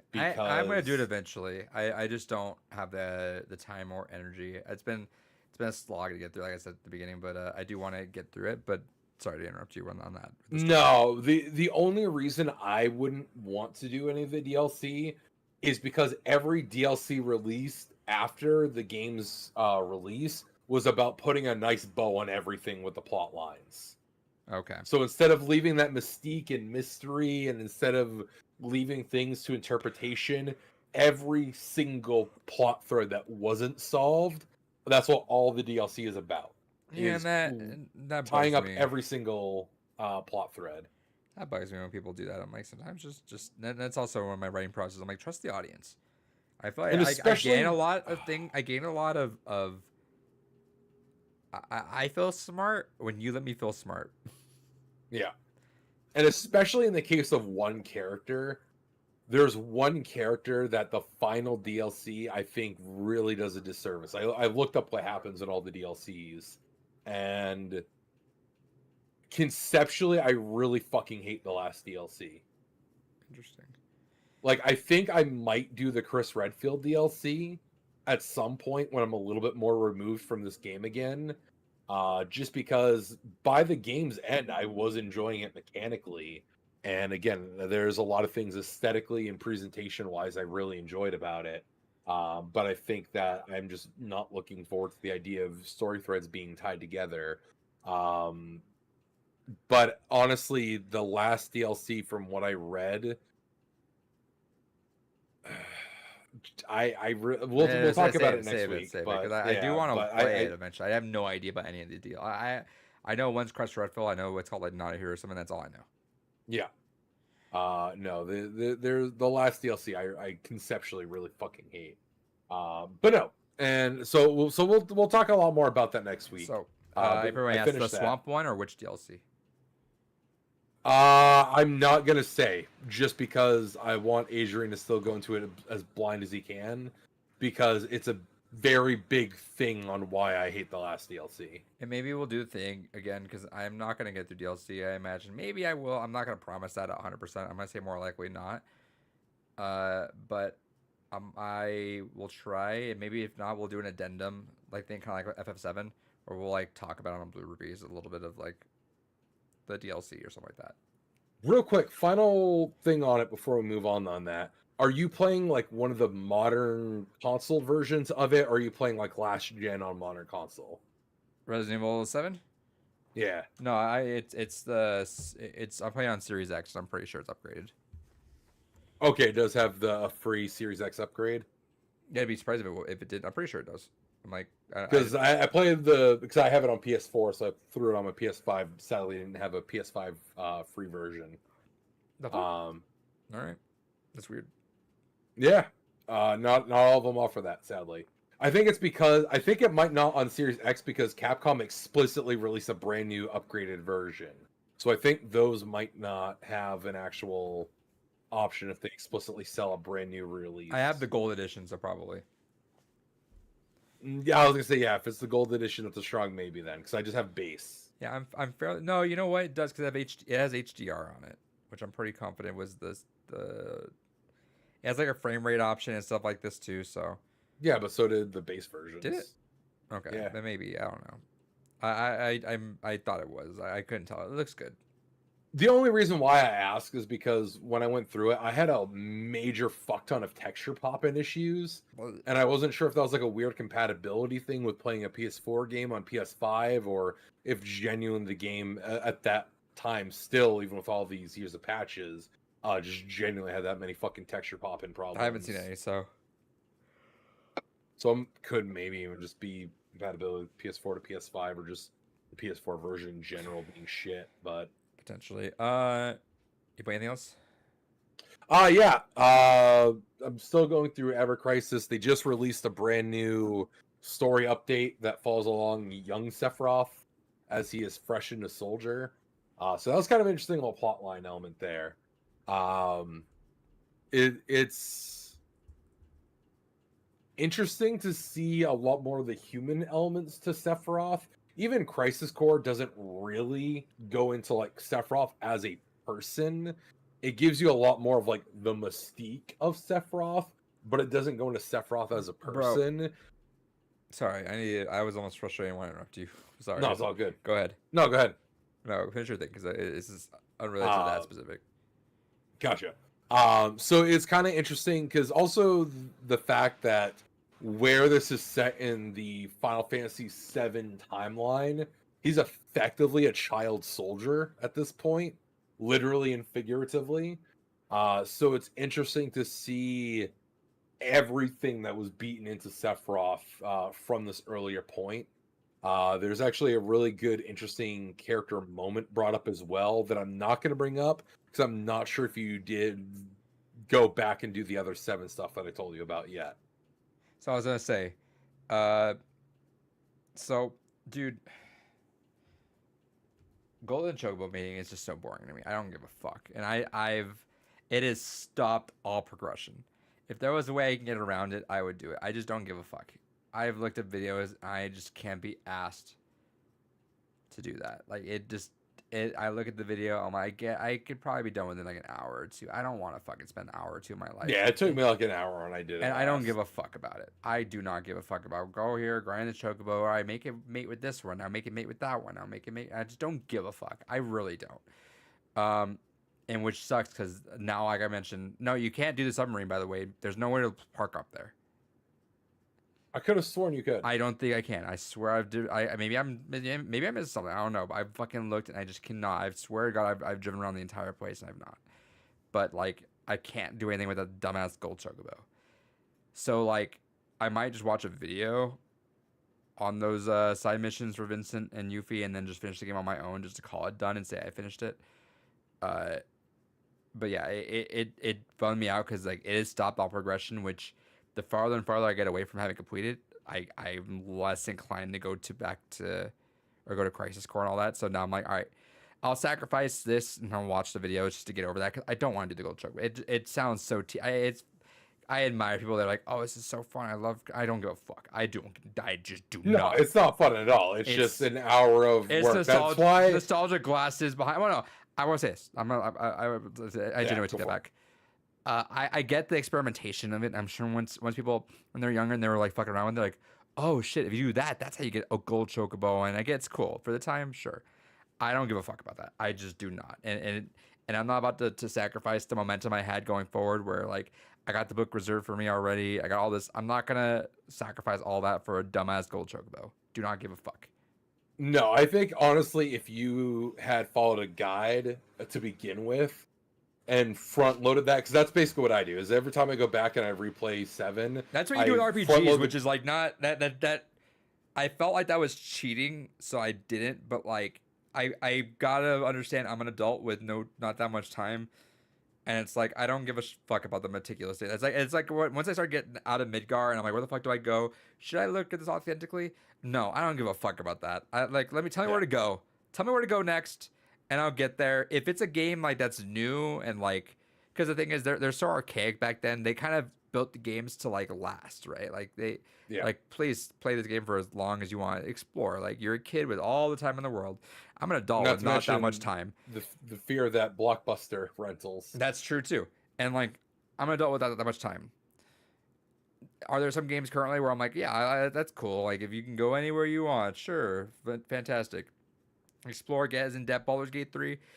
I'm sure I'll get crazy with that, but like that's more modern and it's something of relevancy. Cool. I don't care about chocobo breeding. It's literally the antithesis of what I'm dealing with. I don't want to experiment with something like this. I was having a good time with the story. Now it's stopped all progression. I just don't give a fuck. So now I'm like, all right, I might just watch through a playthrough of those missions sometime after I'm done Resident Evil 7. Get through that. That way I can call it done because it's like, yeah, I need to watch the Yuffie mission, which I started hers and then found out you had to go through. You can't just land on there with the high wind. You got to go through that like by water. I'm like, fuck. So I did the beginning part where you kind of talk to all of our people, Haven't done anything Vincent, so it's like I gotta watch those two, and then I'm just gonna watch what Knights of the Round do, I Yeah. guess, and then And then I'll also the Zack flashback. which was done back by Nibelheim. Yeah. Okay, yeah, and I can go do that, so I'll go do that on my own. And the Vincent one you can do, because that one I know for a fact you can do with just the submarine. Okay, so maybe I'll go and do those two then, and just Yuffie, I'll just call it quits, and that's fine. I'll watch a video on that. Because it feels, I hate not having finished FF7 because all I am, I think I'm almost like level 60 with everyone right now. I'm like, I should be able to power through that whole bottom part. I think now, I think I leveled up a lot. So thinking now. Oh, so you haven't like actually done the final boss fights? No, I watched it. Like I told you, I was like, Oh, gotcha. I saved before I went down there because I played through a couple. Actually, let me say this. I was running low on time, and I'm like, all right, let me go ahead and beat this boss. So I activated the dumb cheat, like no, which I'll turn on every once in a while when I'm trying to backtrack because I don't want to deal with all that shit. So I'll turn on the no enemy, and I ran through everything, and I'm like seeing, oh, you get a lot of good shit in here, but I know it's not that easy. You're gonna be hitting with random encounters left and right, left and right, left and right, and then that's why, like, I'm like, oh look, if you climb down here, you climb back up, you can go and get that side too. But yeah, in the actual thing, you're gonna get fucked up because there's a lot of fucking enemies. Do you have any ribbons? I think I might have one, and I know that I heard that was a Gotcha. good one to have. But yeah, Yeah, because that basically makes you immune to like all status ailments. I do. Yeah, okay, I have one where it with the unusual elements, or whatever. But now I have the Ultima, and I have like 4X or whatever, or all those or double cuts. Like yeah, I'll be fine now. But yeah, it feels weird not having finished it. And I went down there all the way with that, and then I was like, I felt weird. I was like, I feel like it. I feel dirty. That feels gross. I'm like, I feel like I need to go through the hell and high water of dealing with all these dumbass enemies going through the cave, and then get to that. So I was like, let me save up here, and I'll go fuck around the land a little bit. So, which it turned out for the best, right? Because now I can go back and do all those missions, and I do actual stuff. But yeah, I'm gonna revisit FF7. I've been doing. I'm sorry. Did you play anything else, or was? No, just that and Ever Crisis. So yeah, and so I tapped into FF7, but I wasn't feeling it anymore because I just don't want to do the chocobo bullshit. Let's see. I play a little bit of El Paso Elsewhere. So the game oozes fucking style. It's so fucking cool. I can see that making my top 10 list this year if it keeps up. The soundtrack is baller. It's a killer game. I love it. Let's see. What else did I play? I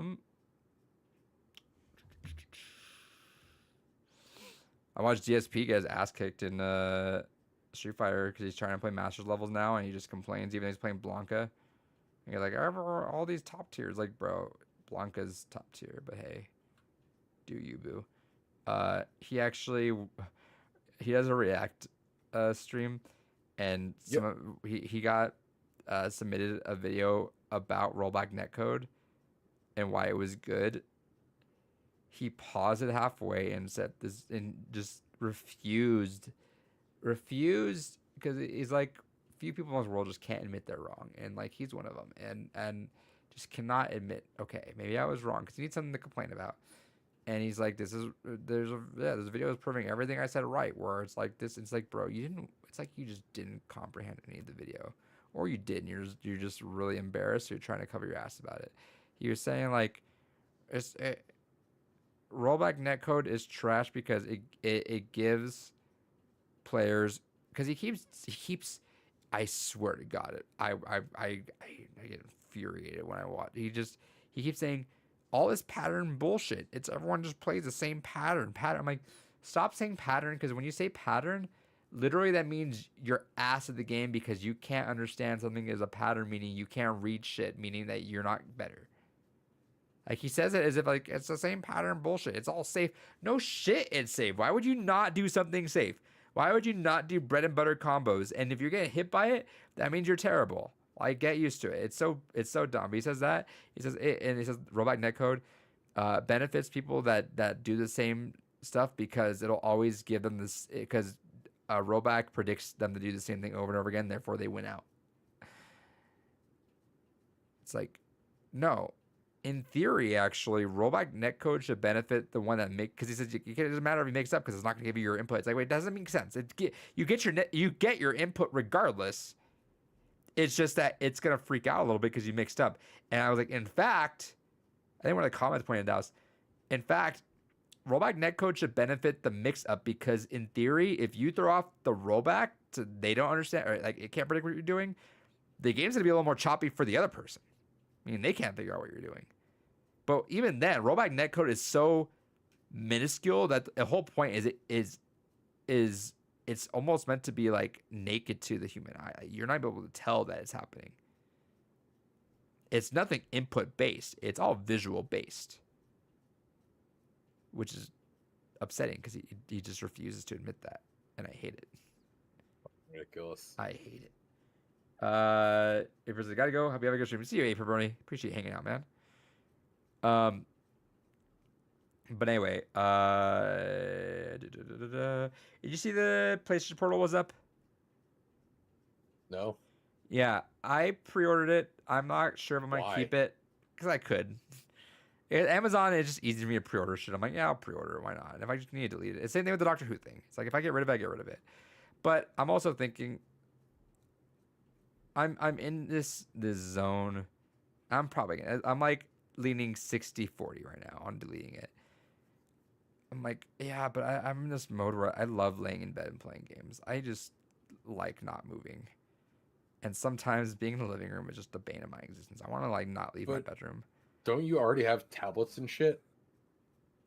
I have my phone, and then I have an iPad that's only for comics. It's not a new enough one to like. Don't you have a regular laptop? Yeah, but that's not like a cool handheld. It's not OLED. I mean, give it enough time, and eventually that will be running natively on Steam Deck, anyways. Yeah, I'm again, like I said, the only reason I liked it a lot was because it was an OLED screen along with genuine controls. Like, that's kind of cool. I don't know. I'm gonna see. I'm gonna think about it. I don't really want it too much. This is kind of me testing my limits to be the whole like, don't buy shit you don't give a shit about. So like, we'll see. But also like genuinely, I love playing games in bed, and there's times where I boot PS5 and I'm like, I don't want to lay here. I want to lay in bed. But that's so first world problems of myself. Let's off. Actually, David, I want you to hear. I brought this up a while back. Let me tell you the games I have in my games for the classroom, because I have 38 games listed here that I'm open to. Is it 38? Does not look like 38. The fuck? I guess it is. All right. 38 games I have tested. A few of these I've done before. Obviously not including PT, so there'll be more, but like here's what I got. The Beginner's Guide. Used that last year. I loved it. I get passionate about the game, so I think it's a pretty good one. If I can refine that lesson a little bit more, I would love to do it again. Dépanneur Nocturne, I think. I'm saying that right because it's French. Dépanneur, or something like that. And that game's like a 15 to 45 minute to an hour game, I think, where you just like you make a present for your like significant other. I forget what. I remember someone talking about that game a couple years ago, and I bought it, never got around to it, but I heard it was cool, so I wanted to dig into it. I put the DreadX collections I got on there. Those are the short horror games we talked about. I'm like, maybe I can use 1 or 2 short horror games for Halloween this year. I got all the Emily is Away games.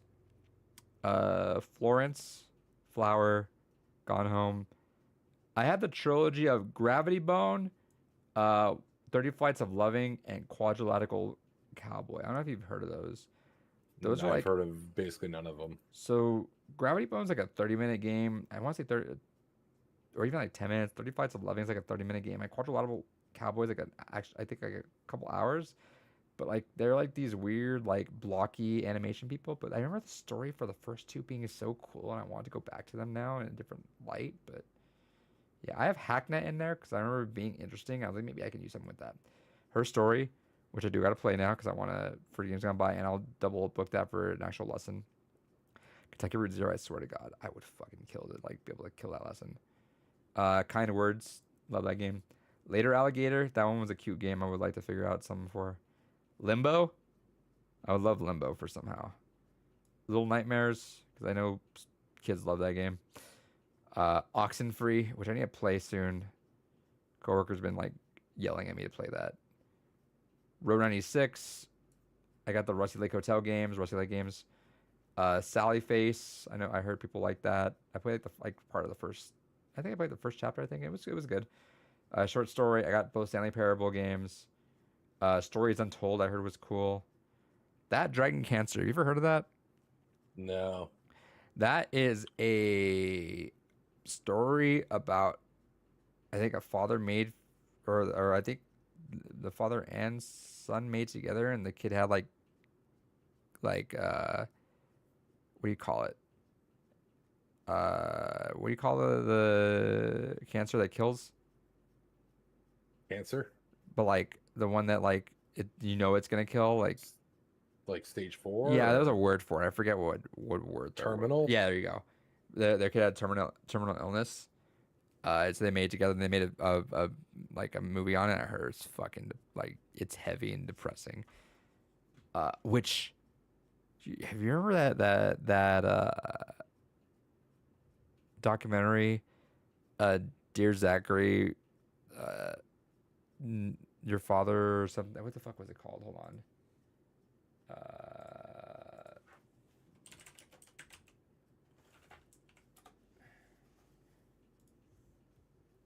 Dear Zachary, a letter to a son about his father. You ever heard of that? No. Oh. Chat box says, Dear Zachary is brutal. It is fucking brutal. So, watched it about a year ago. It is one of the heaviest things you'll see. I watched this back when it came out, like 2009, I think. And it's stuck with me since. I think this was in the middle of COVID, I think. This was like last weekend. I was in bed and I was in and out of consciousness. And I had heard about what was it? What murders were they? Oh. There were these murders off in like, I want to say like a suburb of Virginia or somewhere in the east. You may have heard of this where it was like it was a home invasion. And the kidnappers took it was 3 girls and the dad. They like knocked the dad out like while he was sleeping on the couch. They had them like hostage. Took the mom to the bank to pull out like 30K or 15K. They saw they had 30K in the bank, so they made him pull 15K out. What the fuck? Why? I don't know. And the wife had written down like I'm my family's hostage. I need help. Said to the clerk. Clerk called it in. They staked out this woman's house. Dad was like in and out of consciousness, like bleeding. Managed to get his ass. He broke out. Heard, I'm not even gonna say it, not fun things happening to the women in there. Got out. Got to the neighbor. Neighbor panicked. Called police. Police freaked out. Like got in there, and then the house goes up in flames, and the 2 guys like take off. They chase after the 2 guys, and then like no one in the house. They all burned alive. Jesus.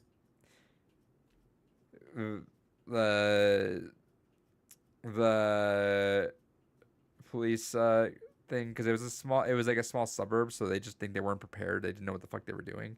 So like they did the press and like our police officer did a stellar job in ensuring that we did. And like, what the fuck do you mean stellar? That was like everything, almost like literally almost everything went bad.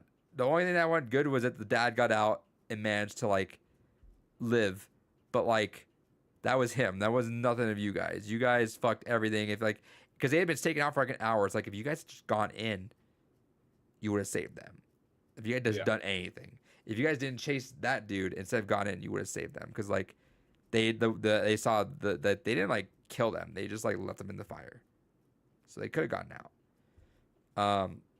And then I was watching a video. Shout out to that chapter. And then I think they mentioned it where it's like there was a full documentary on this or something like that, or maybe it was in like the comment section of that. So I was like, all right, so I put the HBO documentary. I heard that was like brutal, and it was. I remember I was playing the fucking tower defense of Final Fantasy, listening to this shit. I'm like, Jesus Christ. Uh, and then I remember Dear Zachary. I booted up the first like 5 minutes, and I'm like, ooh, no, this is. I have went destructive amounts of dark with this combo, and I can't do that. Um, I think Dear Zachary is on Amazon right now. I think. If you're interested, watch it. It is incredibly brutal, David.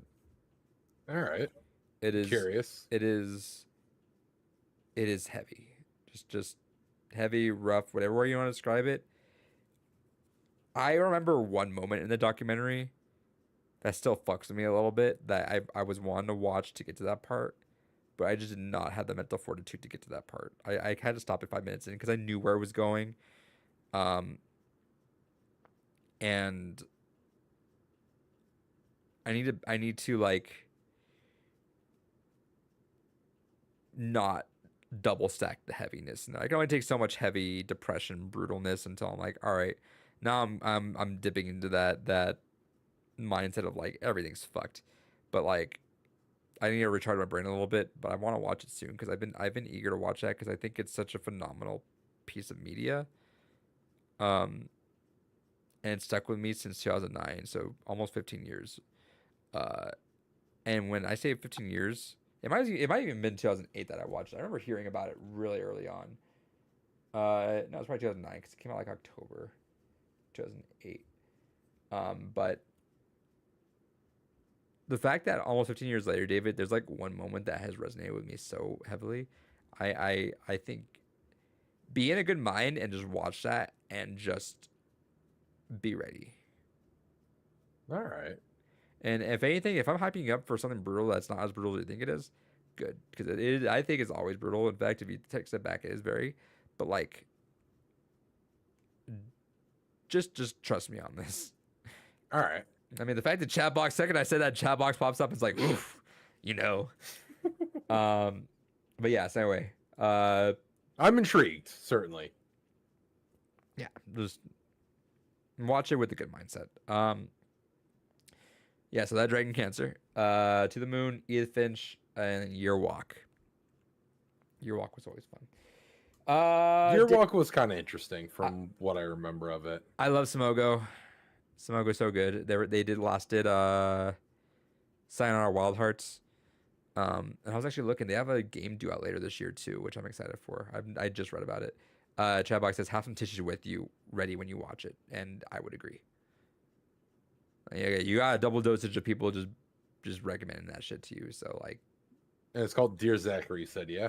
you could just Dear Zachary documentary, and that'll pop up. It's called Dear Zachary, a letter to a son about his father or something like that. Actually, was it called something else? I swear to God.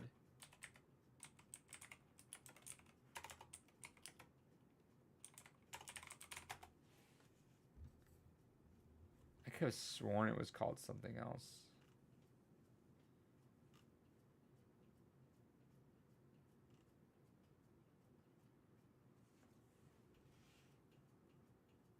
Okay.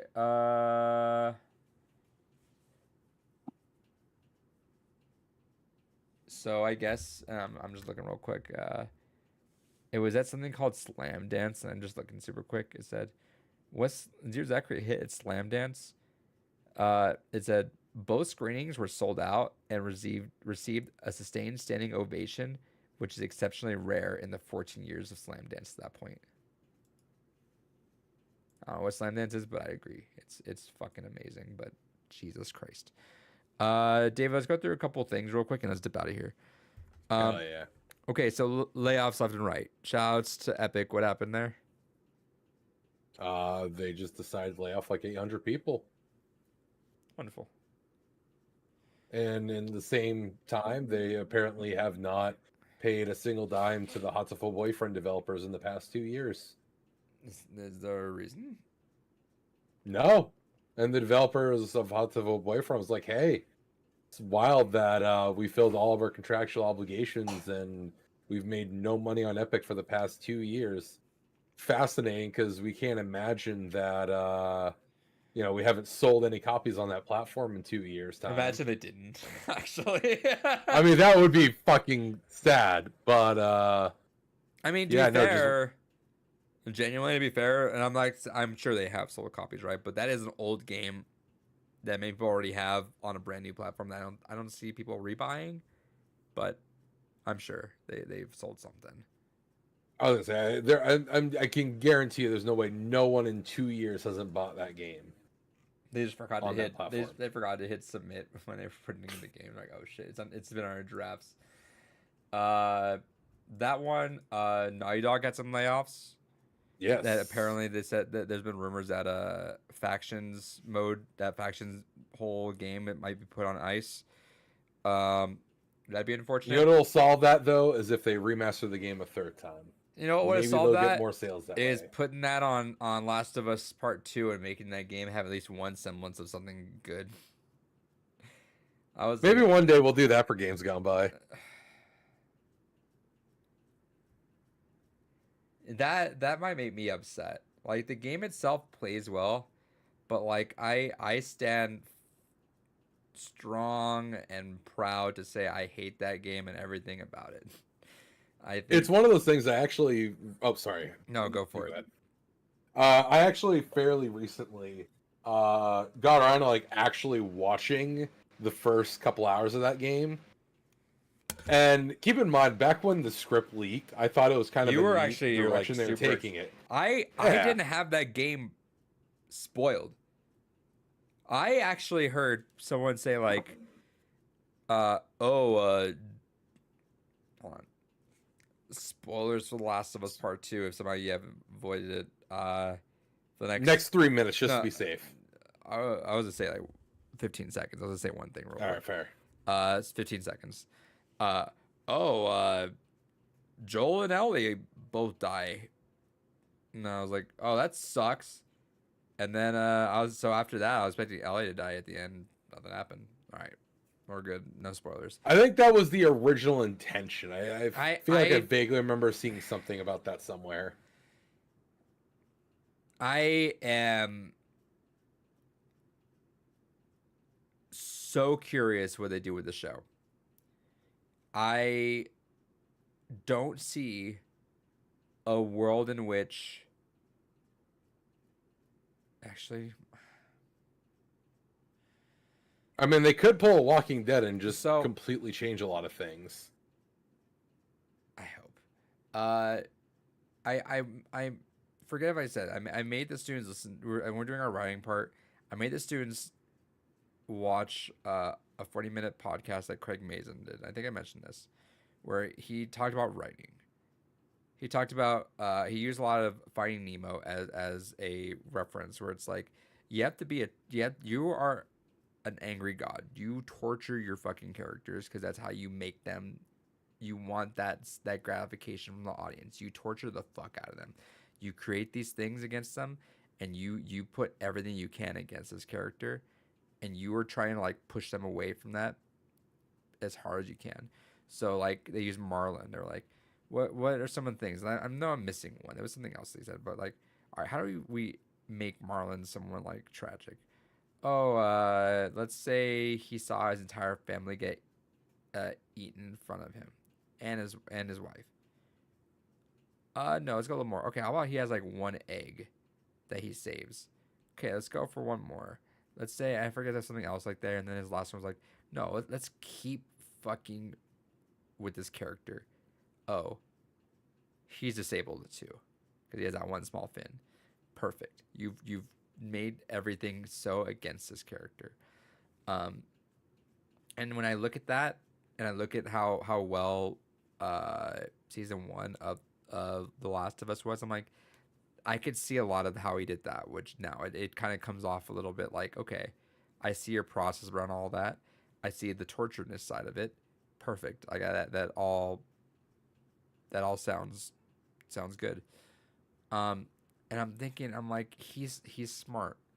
No one at HBO with 2 brain cells is gonna be like, all right, Neil Druckmann, do whatever the fuck you want. Because I'm gonna be honest, I don't think The Last of Us season 1 would have been good if it was just Neil Druckmann. I think Craig Mazin carried a lot of it, straight up. Mm-hmm. I do. I feel like kind of shitty for like not giving Neil Druckmann the benefit, but also like he co-made Last of Us. I'm gonna just go on a limb and say that Bruce Straley also had a lot to do with it, even though like I think they didn't mention it too much, but like I think because they kind of like co-developed it, like head developed, but So like it's kind of like he was a lot of the core ideas, but he needed a lot of people to wrangle them to Neil a sensible. Druckmann, and this is me giving him credit, is that he's got a lot of crazy ideas, but he has no one to wrangle him in with when he's on his own. And so I want to say Bruce Straley was that person for him.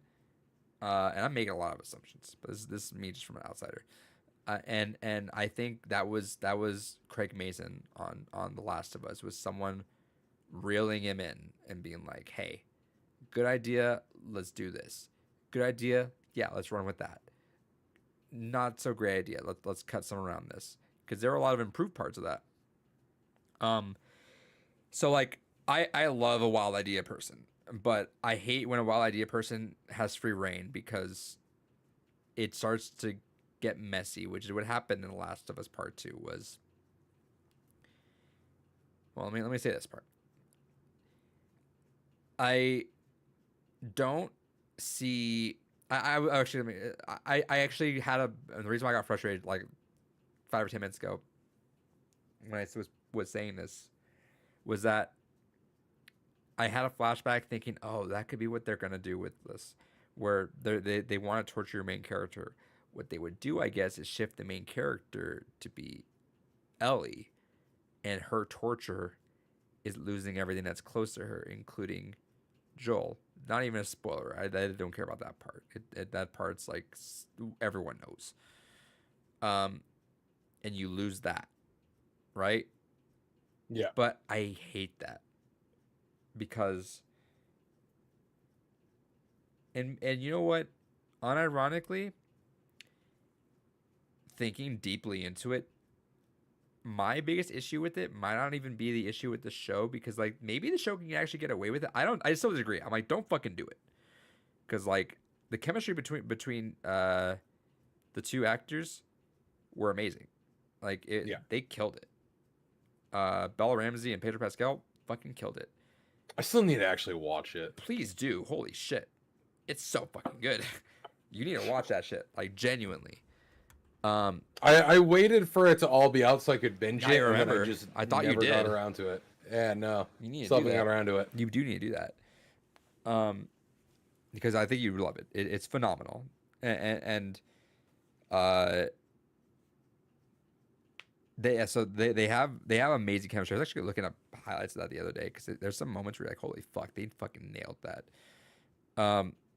And HBO would be flabbergasted when they were approached with The Last of Us Part 2 was gonna do, and just knowing like you're gonna get rid of the fucking star duo of this right away, like it doesn't, it's shock factor for the sake of being shock factor, and it doesn't contribute to shit. It just pisses me off, and like not even the way that you want to. It's like, why the fuck am I doing this? Because like, well, you obviously you don't give a shit. And like I get genuinely, I get that that's almost contradictory to my whole like, well, not everyone gets a safe ending. I get that, but also like it was, don't give someone a lazy ending. Yeah. Because the intro to Last of Us 2 throws out so much shit that we know, where it's like Joel, he's old, I get that. He's not as quick, sure. He's not an idiot. This man No. survived the apocalypse. This He's man, a savage, brutal individual coming to terms with everything he had to do in order to survive after the loss of his family. Like that.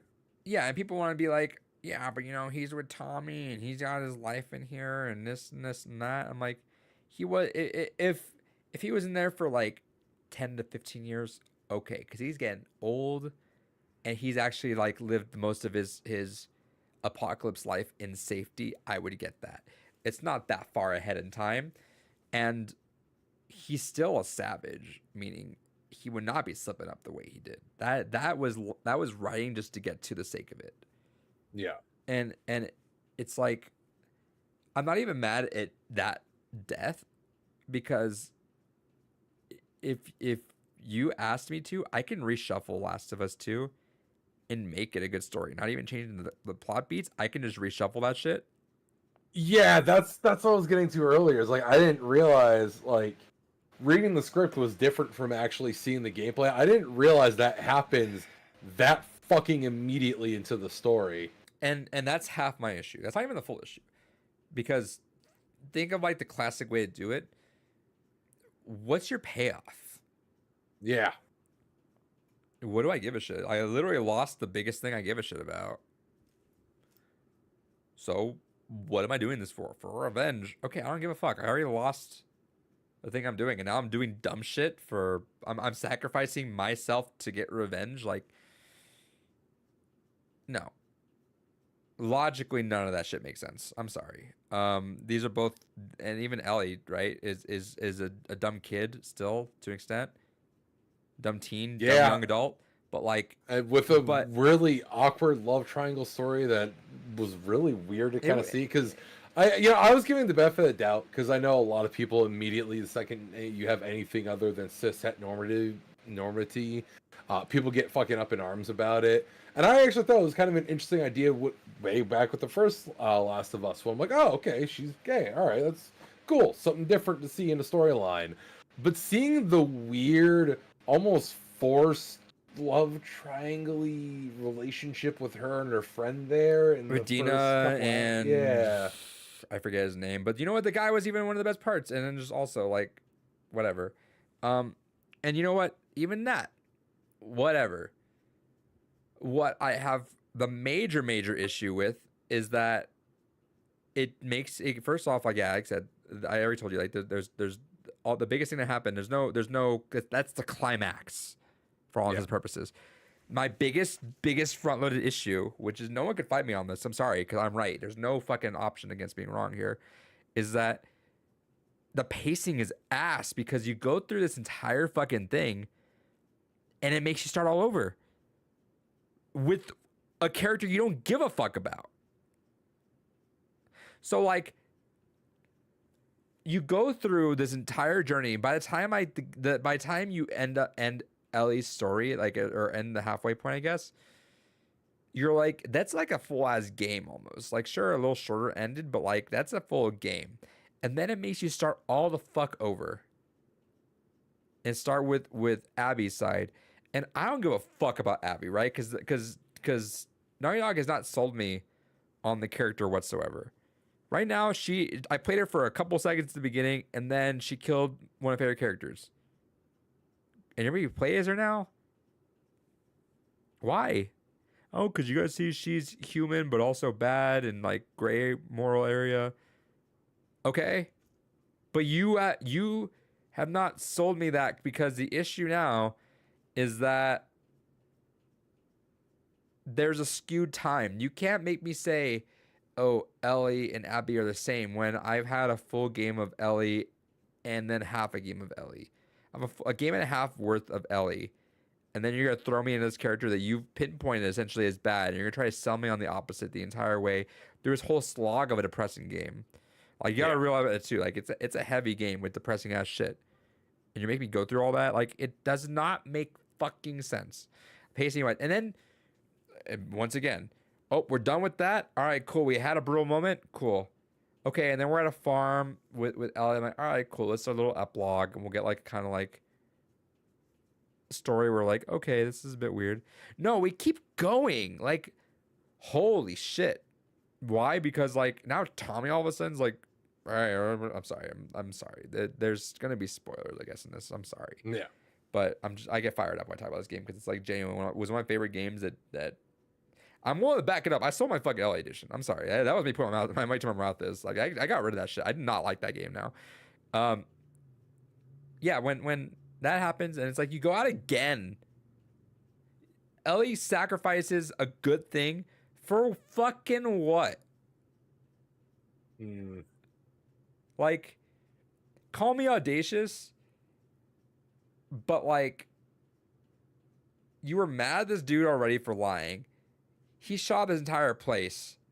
This girl was getting revenge for that. I'm sorry. You already were mad at him. You barely even spoke to him. I get that you cared about him, obviously. He was like your father figure, right? But like, at some point when you go like, yeah, I guess you kind of did that to yourself, dude. Right? Like, Yeah. what? I'm gonna kill you for killing him because he killed you guys. Okay. There's like no motivation. There's no like weird. There's just like no care. I don't But show. it's the commentary on the cycle of hatred. It's yeah. And who the fuck cares about playing hatred the game, right? Like shout out to that game. Uh, like One day for games gone by. actually, I wouldn't mind that. That'd be so fucking funny. And we just return it again. Just be done with it in an hour. But like right, like it structurally, that's what my biggest issue is actually the structure. I think if you gave me the money to write the game, I just reshuffle shit and I'd be like, all right, fuck it. I'm not gonna change a single thing because I think some of the points can be poignant. I think that big old scene got murked. That shit could have been like the climax, and that would have been a fucking amazing climax because you're like, holy shit. And my biggest issue, actually, now I go back to the show too, is that ironically enough, the show could actually solve one of the biggest issues I have with that issue with The Last of Us, or Last of Us Part Two. The show could do the exact same thing, but just because it of something different, the show gets away with it. Which is that I think the problem that The Last of Us and Naughty Dog felt a little bit too high and mighty, let's say. I felt like they were too into themselves. Like, yeah, we had one of the best stories in the games. We know we did. Like, I felt a little bit pompous because like you murked the character everyone loves really early on. I'm sorry, you didn't earn that yet because we haven't been with this character for 7 years. I don't remember who the fuck they are because it's been 7 fucking years since I've last been with them. At least give me some time to like remember shit with him and like get our mojo back. And here's the thing, we're on a fight. Like you guys were arguing, so like already I'm like, all right, I guess they're disconnected. Like you give me some, and they tried to do that with the flashbacks, but like the moment's gone because I already saw what happened. Maybe if he wasn't, and you know what? Maybe it was this. Maybe he got kidnapped. Maybe he got kidnapped, and as you're going out to save him, you had those flashbacks and you remember why you loved him. Maybe you show up there and he's fucking gutted. Maybe you see that he was tortured. Maybe you see that Joel was like mutilated and he's missing all of his limbs and some heinous shit because Naughty Dog, you know, Druckmann loves to jerk off himself some gore. Like, cool. No shame there, right? I hyped up Saw and I get that's gory. So like maybe that's what you see, right? I think that would have fucking killed me, I think, right? Where like you're as Ellie and you're like, I gotta go save Joel. I gotta save Joel. Like I'm pissed at that motherfucker. But you have memories of him being like, oh, you know, he was a good guy, and like maybe he did make a mistake, and maybe you come to terms with that at the end. Maybe you're like, all right, you know what? We're gonna save him, and I'm gonna apologize. And then you see him, and he has like he's like been that tortured where he's been like he's remaining conscious, but he's like a husk. I'd be like, now I'm livid. Now I'm like, kill that bitch, right? Like I get that, like. But when you already killed him, he's gone. What the fuck is the point, right? Like like writing wise, story wise, doesn't fucking make sense. Like I just don't give a shit. It does not make sense.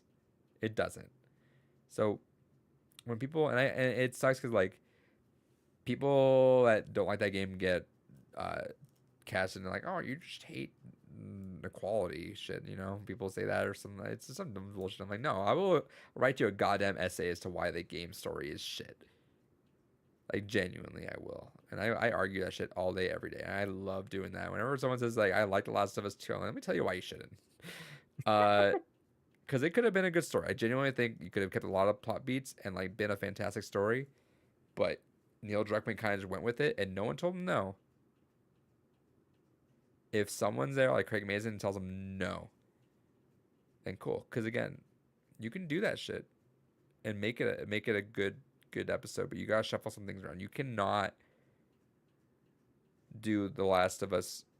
Well, again, like I said, you can do that, I guess, because we haven't been that far from Last of Us season 1. So it's like, all right, we still care about Pedro Pascal. So like, if he gets marked at the beginning, we'll feel for it as an audience. I didn't really feel for Joel because I forgot about him. I'm like, I just didn't. I've had one story with him, 7 years ago, and that was it, right? Yeah. But like, I don't know. I'm like, I still think like, you can't make a good Last of Us season 2 without that. And it's like they cast Abby apparently already, and I'm like, cool. Please shuffle around some shit. You cannot. I will be shocked if they kept it the exact same way. Genuinely, I'm gonna watch like the first episode, and if it doesn't, if it does what I think it's gonna do, I don't know if I'm gonna watch until the very end. I might just leave it and just see what people say at the end. And if people talk me into trying it, sure. But otherwise, I just don't like that lazy of writing got away with it for such a series Yeah. that had such an amazing start. Last of Us 1 is so fucking good, and the fact that you decide to shock value that whole ending is fucking dumb. Because I love how poignant the ending is. And by the way, not I know you don't get best spoilers. They nailed the ending of Last of Us season 1. It ends where you know it's gonna end, and it's fucking incredible. Same thing. All right. You know it. You know exactly. It's the same thing as the game. Spoilers, and it's so fucking I good. I love the reactions of people doing that because they're like, "Holy fuck!" I'm like, "Yeah, that shit hurt." all right. Ah, man. Let me sell you on this. Let me tell you this. Um, one of the big critiques towards the end is that hospital scene happens. It happens a little bit too quick. It's like the ending felt rushed for sure, but Mm. it was so well done in how the scene was made, where it was like, it was it was like the audio was like it felt like underwater audio, where it was like everything was kind of that muted noise, and like it had like I want to say it had like some really slow draw music, like slow draw version of like the theme song playing as Joel is going in and just fucking decimating these people, and it was so well done. There's like pretty much Mm. every plot beat that you'd imagine that you think happens, and it's so fucking good. We're talking like the interrogation scene happens. It's so fucking good. Uh, the the Henry happens, and it's so fucking good. Bill and ooh, what's his name? I blank on his name. Who the fuck is with Bill again? Yeah, the episode 3, right? Yeah, Bill and Frank. Yeah, You've heard about yeah. that? Yes, a buddy of mine at work was like, "Bro, you gotta, you need to see the series if nothing else, just for that episode." It's a standalone episode, which is fantastic, honestly. Um, it's so incredibly well done. Like it's its own like isolated episode, but like you feel for those characters. And it's fantastic. Please watch it. You owe yourself on that. Like, please, it's so good. And if anything, I want us to watch a train wreck of season 2 if it might happen. Last thing I'll say also on the subject of depressing shit, Overwatch League. So Outlaws and Spark, two of my favorite teams, both made top 4. Spark got 3rd. Outlaws got swept in grand finals. We almost had it. Every year we've been incrementally doing better. This is the last year Overwatch League, and we got 2nd. Literally got 3rd last year, got 2nd this year. I'm like, fuck. Next year was our year. It was good. We've never. Oh, my Outlaws never won a title, and it hurts. We in the 6 years of Overwatch League never won a title. We're one of like 2 teams I think in the entire series or the entire franchise not won a title, and it sucks. This is our last chance, and Mayhem took it away from us both times actually. But it wrapped up in Toronto. I was as close to flying out to Toronto. My buddy was telling me about it a while back, but just didn't have the time. There was so much stuff going on anyway. I probably wouldn't be able to, but like it would have been nice. It sucks because shout out to Zoe. She had a really heartfelt send off that was a tearjerker for a lot of fans. Where it's like, God bless the production and the desk. They were given so much shitty curveballs from the fucking higher ups, like, oh, we gotta do this. Oh, you gotta do that. Oh, numbers of this. Oh, yeah. They worked with everything they got, and they tried their hardest to put a good show. and you could feel it. And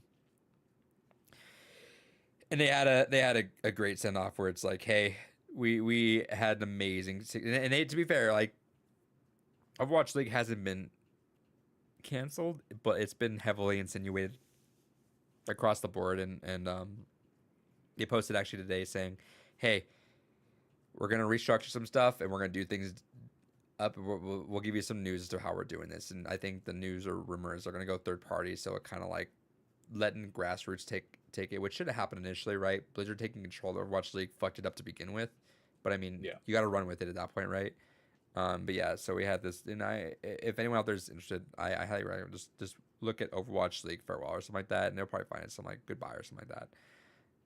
And it was so heartfelt where it's talking about like, because you have this whole desk of people, or you're talking people who grind the fuck out of like the contenders, which is like the level 2 of Overwatch League, like the ones that work to get to Overwatch League. We're talking about people that like stayed up at like god hours to like commentate Korea games, stuff like that, grinding the hell out of everything to get to where they're at.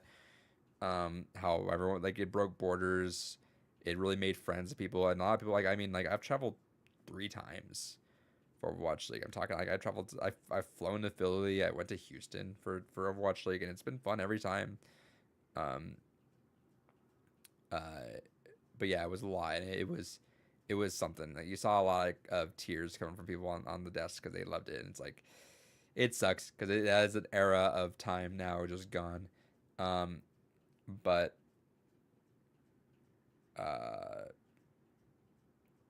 it really stood for something. I think it was interesting the way that Overwatch League did it, where I think the Overwatch League had such a fantastic premise behind it. It's just a bummer it never came to fruition, where it's just like esports is something hard for me to ever get into because it's like I don't give a fuck who Optic is. I don't like I Cloud9 I follow simply because of Mango, and they have a nice, I love that color blue. But like if I tell you about, I don't know, I can't even think of something on top of my head. 99 Thieves. You don't give a shit. Like, who the fuck cares? Right? But Overwatch League had that cool idea of like, let's make location based teams. Let's have Houston gets a team, Florida gets a team, New York gets a team, LA gets a team, right? Like, it had this cool idea of like, hey, let's make teams based on locations. That way, if you were into this game, you'll probably just default to whatever city you liked, right? You're like, all right, cool. I live by there. Cool. I'm set. That way you don't have to do like this weird, like, tell me about the players. Tell me about the organization. Like, that's always been a weird barrier with sports or esports, at least. Like that, think about it that way, right? Like if you get into like football, you're probably like, all right, who's my closest city? Cool. I'm gonna go root for them. Right? Yeah, fair. But esports, if I asked you to go root for an esports team, who the fuck do you even start with and why, right? So Overwatch had the cool like jump into that, which was a cool jumping off point. But it's just unfortunate how, and it's kind of goes across the board. It's unfortunate how much the Overwatch brand just took a hit in general, I think. And we've talked about this, like the whole idea of what they wanted to do with Overwatch, how that got destroyed. Overwatch League was obviously a casualty because it's like development for this live esports league stopped like after season 2, David. Like think about that. Have you actually, like, I know you don't really follow that, but have you thought about that Overwatch League, where these professional players, where it should be like an active development game, is going, but they stopped updating the game after that Echo update, like in 18, 19? Holy Maybe even fuck, 20? has it been that long, really? Yeah, but think about that, right? Like, just 2 years, 3 years into the Overwatch League, and they just stopped developing new content for this game. Jesus. And then for like 2 or 3 years, it has to survive off no new content. Same maps, same heroes, no meta changes because of no patches. Actually, That's fucking where wild. there might be meta changes because of patches, but I mean, like, no new content, no new heroes. And then you get Overwatch 2, and it's like, cool. Like it's so unfortunate it was a casualty among everything, but big shout outs. I always loved Overwatch League. It was fun to always just tune in, even if I wasn't like following it actively because I've been busy. It was fun that I could always reload subscriptions. It was live. Cool, who's playing? Cool. That's a saucy move they did. Sweet. It was fun, but yeah. Big shout outs to one of my best buddies. I know he was grinding his heart out to hold on. I'm terrible at multitasking. He grinded his heart out to be a coach for the Overwatch League, and he was close. He actually made it really, really close. And it's a bummer that that's gone. I hope he could do some Overwatch stuff because that's a game that resonates with him the most in terms of coaching. In fact, I default to him a lot when I'm trying to. I was gonna coach Overwatch this semester, but it kind of fell through a little bit. But we're gonna try to next semester. But I default to him for a lot of stuff, and he gives a lot of good insight. But it's tough. So big shout outs to that whole crew. I hope they all find ways to land on their feet in terms of doing that stuff. 2.5 hours. I feel like that's nice. David? Yeah. I think we're good. Oh, we good. Yeah. Monday should be games gone by. I'll let you know. I'm swear to God, I'm cursed. So if something changes this weekend, I'll let you know. But I'm God willing, doing my best to get on that because I'm busy the other weekends anyway. So games gone by Monday, Resident Evil 7, no DLC. The following concurrent weeks got some. Actually, the week after that's gonna be Iron Lung.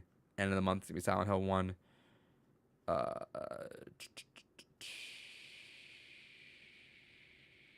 That's about it. Anyway, if you're watching on stream, I appreciate you guys. Anyone else, it's been good stuff. Hell yeah. Has it? I hope. All right, stream. We're out. If anyone's hanging out, I appreciate you guys. We'll see you guys later. See you. Bye. Bye.